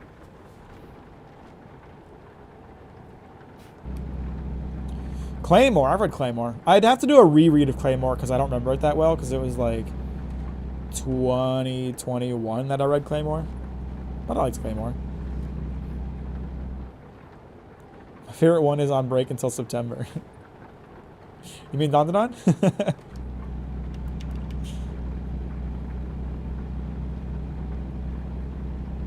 No, we're done talking about it, Vinny. I'm not even gonna read your message.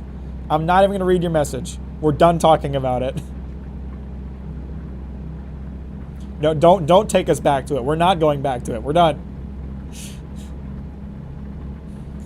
Space Globalist arc is still my favorite arc. Yeah, well, it's really good because it's like the culmination of a few arcs kind of building up, and I think we're seeing Tatsu cooking up another arc like that, another super arc, and I'm excited to see where it goes. You know, we need to talk about Mecha Break. Bill just is so fixated on Mecha Break right now. He's really like, I can fix her. No, I get it. Mecha Guy is excited about Mecha Game.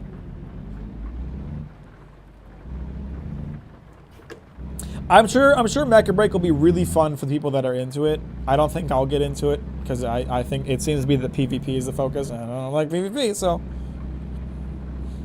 We need to talk about Astrobot. I'm actually excited about Astrobot because I played Astro's Playroom on PS5, and it was actually a really solid platformer. It was like a nice afternoon I spent playing that game. So I'm down for that. I'll play that. I have read Fire Punch. I love Fire Punch. Fire Punch is great. Space Globalist, isn't that an oxymoron?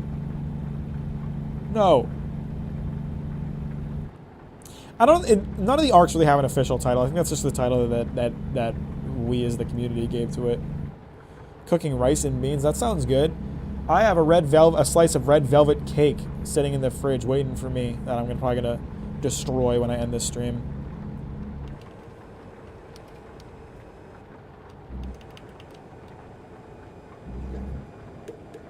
I miss him. Fire Punch.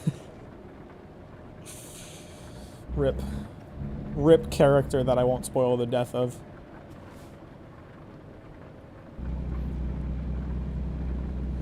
Why did you choose to name your channel Captain Mack? Well, because Mack is my name and I like pirates, so I wanted to be a captain. Pretty straightforward. It's pretty simple. I actually kind of wish I'd chosen like a slightly different name just because like I don't know.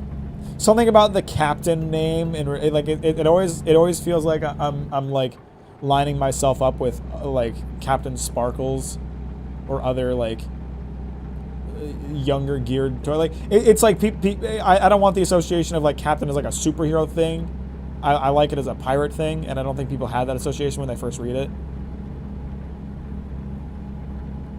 But at the same time, I don't know what else I would have called my channel. Like a kid's TV show or something. So, I don't know. I like it. I like Captain Mack. But at this point, like I feel like the Mack identity has taken over the Captain identity, if you will. It's kind of hard to describe what I mean by that because I don't think it really makes sense to anyone but me. But like, especially when I changed the channel profile picture and got rid of the Jolly Roger, and I just made it a picture of my face screaming, that really, like, to me, solidified the change where it's like, I don't know, it like ushered out something that I wasn't doing anymore. Wear a pirate hat for your next video. I've already recommended it, but I am recommending Witch Hat Atelier because it is amazing. I love it. I read Witch Hat Atelier. I also love it. It is amazing. I'm gonna take a look at my schedule and see if I can make a video about it around the time the anime comes out because I do want to talk about it. How often do you read manga? I mean, I'm kind of always reading manga.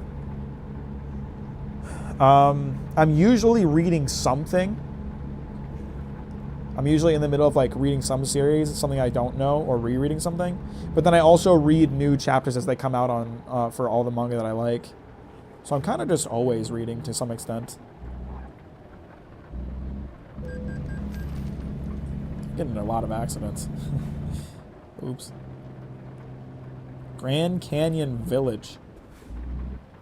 I've read 11 volumes of Witch Hat. I think there's only 11 volumes out. If you don't count the volumes that haven't been... Or yeah, if you don't count the chapters that haven't been omnibused yet. Omnibusy? But yeah, Witch Hat is great. Witch Hat is excellent. I really like how Witch Hat is like, I'm going to have a really good magic system, and I'm going to question my own magic system and the ethics behind it. I like that a lot. It's very Bill-coded. Bill really should read Witch Hat. He would like it.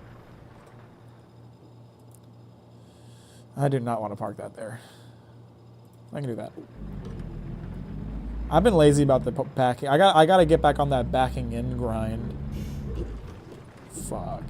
Okay, no, I'm good. I'll just... Where's the prompt? Where's the prompt for me to skip parking entirely? I'm not gonna get past this pole. It's on my list. It's true. Yeah, it's on my list. It's on my list the way that Vagabond is on mine, right, Bill? Deprioritized, huh?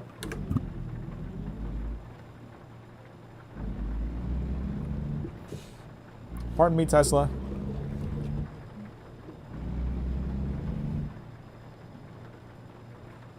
I read Dead Man Wonderman like years and years and years ago. I don't remember a thing about it. I want to say I was like 15 when I read Dead Man Wonderland.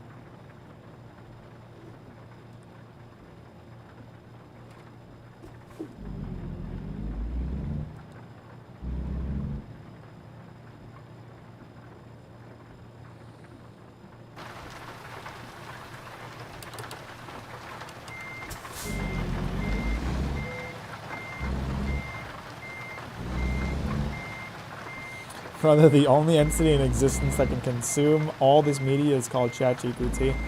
Excuses, excuses.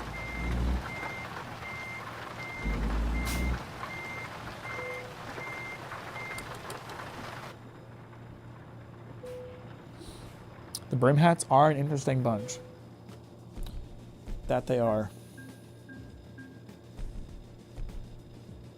Am I level up? I leveled up! Yes! I don't even know a more high value cargo, whatever. I'm getting close to like max rank in this game. Let me find somewhere to get the gas and sleep. I should probably find somewhere to repair my truck, honestly. Just probably drive down here. Yeah, there's somewhere I can go down here. Actually, let's delete this one. We'll go down here.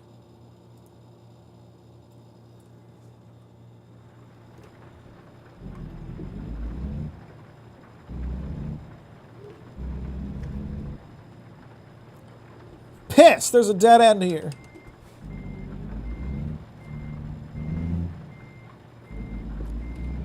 Have you played the Pressure Washer game? It's pretty cool. Yeah, I've sunk more than 100 hours into Power Wash Simulator. I love Power Wash Simulator.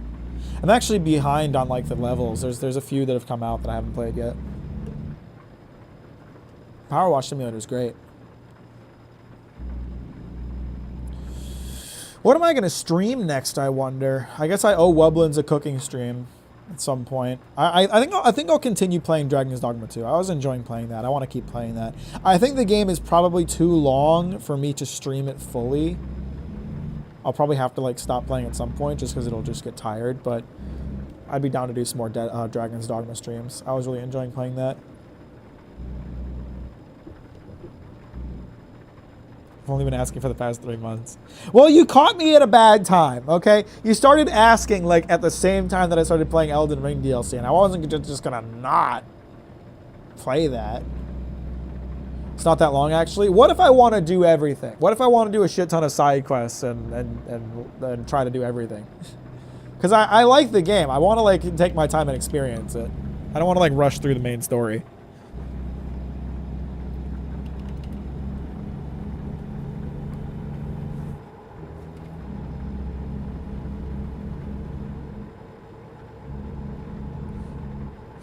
I did all side quests and main quests, and it took me like 65 hours, I think. Okay. That's not too horrible if I do some longer streams.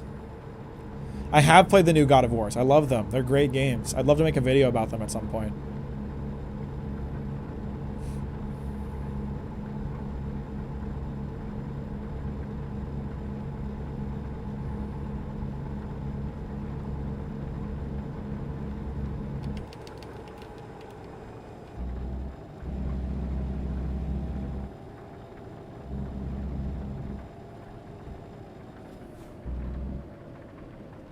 Well, it all kind of depends on how like continued being interested in the game I am.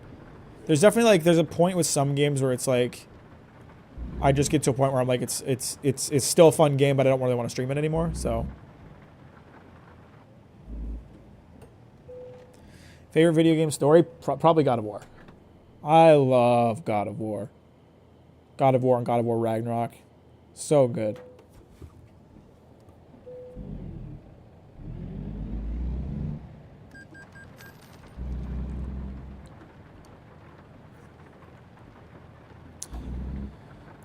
What's your favorite underrated / underappreciated story, anime / manga? So we're talking about specifically, are you talking about like my favorite underrated series or underappreciated series, or my favorite one for the story specifically? Or are you just saying stories, anime, or manga? I'll just give both answers. So I think in terms of like my favorite like underappreciated series, it's probably Dandadan. I love Dandadan. Dandadan is so good, and it's gonna pop off when the anime comes out. And I just know it. I've been calling it for literally years that when it gets animated, it's going to do very well. But if we're talking about favorite underappreciated for its story specifically, it's got to be Vinland Saga. I feel like Vinland Saga, despite how much popularity it got from season 2, Vinland Saga I feel like still is a story that is not talked about enough. Or Golden Kamuy, one of the two. Golden Kamuy is also not talked about enough for how good it is. I don't know. There's a lot of underappreciated stories that I like a lot. Dandadan fans have been kind of annoying hipsters lately, Lamau. Yeah, I'm in the Dandadan Reddit subreddit, and like, dude, people have been making posts like, man, I'm really afraid for when it gets popular and people come and ruin the Reddit, and I'm like, shut the fuck up.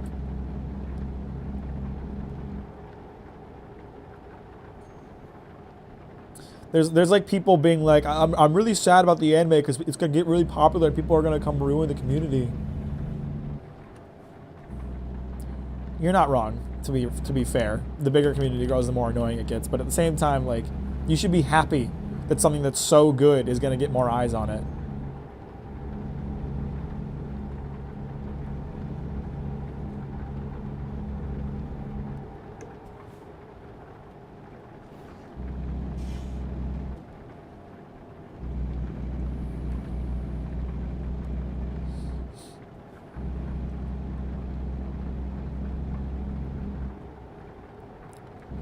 Been saying a bunch of I liked it before it got popular memes. I just hate that mindset. It's like, just be happy for the author that they're gonna get more money because more people are looking at their stuff. Most underrated Cats and Max streams are the cooking streams. I think people like the trucking streams more. I don't know.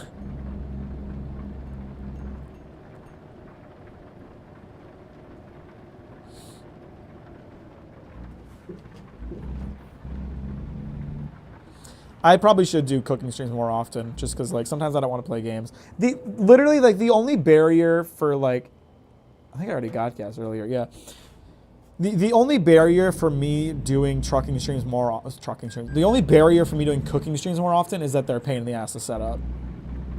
If it wasn't such a pain to like get my camera and my switcher and everything all put together, like I would do them all the time.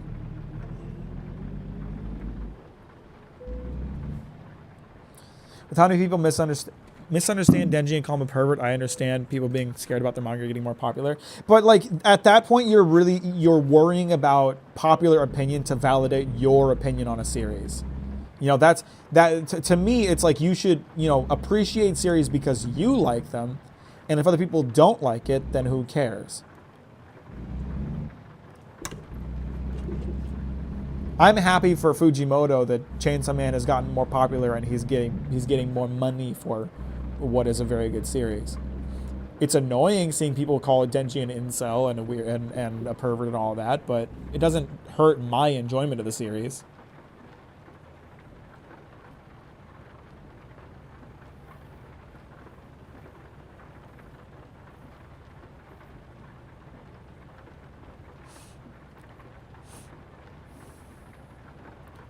You saw that one video where one guy thought Dandan was ripping off Boruto? I have no idea what you're talking about, and I'd rather not.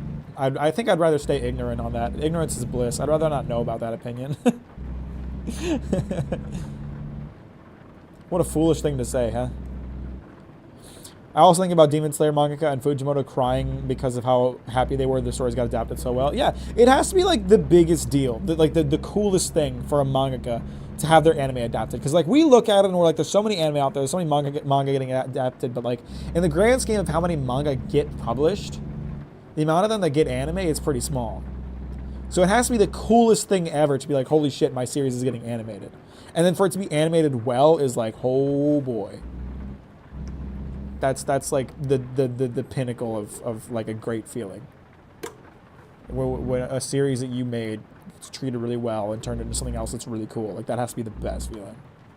He was wrong, of course. I'm just asking. No, I know. I'm sure you think they're wrong. That's a crazy take.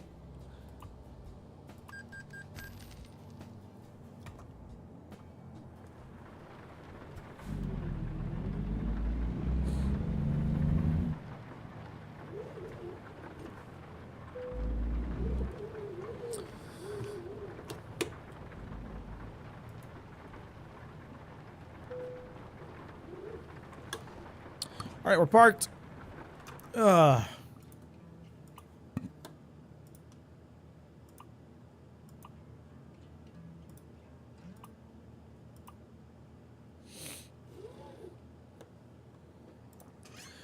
Ugh. I don't know why I zoomed out my camera. It's kind of necessary. I have a bad habit of like zooming out or zooming in my camera when I really don't need to. I'm scared of any adaptation because of what happened to Tokyo Ghoul. Yeah, it's kind of one of those things, like sometimes you just can't predict if an adaptation will actually be any good. So if I manage to make a Danzan video before the anime comes out, I'm going to be like, this is why you should watch it. It's going to be so good. It's going to be great. And then I'm going to have to add a caveat at the end. Like, of course, all this is, nonsense if the adaptation ends up being shit, so you should just read it instead. But I'm going to have faith. I'm gonna go have a lemon lime popsicle. That sounds good, Skippy. I'm gonna go fang on that on that cake slice I've been talking about. And I'll catch you all on Saturday for another live stream. Actually, well, I'll say in advance, I may not stream on Saturday. I have a certain progress goal that I want to hit for the Starfield video this week. And I feel very confident that I can make it to that progress goal without canceling the Saturday stream. But if I need more work time, I will take more work time because I have a certain goal that I want to hit this week. But be rude to say this especially now, but I can't wait for the cooking stream. It'll come eventually. I can't say it'll happen this Saturday because I just don't think I'll do it this Saturday. But next Saturday, maybe. I'll try to plan for it. Appreciate you, everybody. Have a good day. Thanks for hanging out. I'll talk to you later, and bye-bye.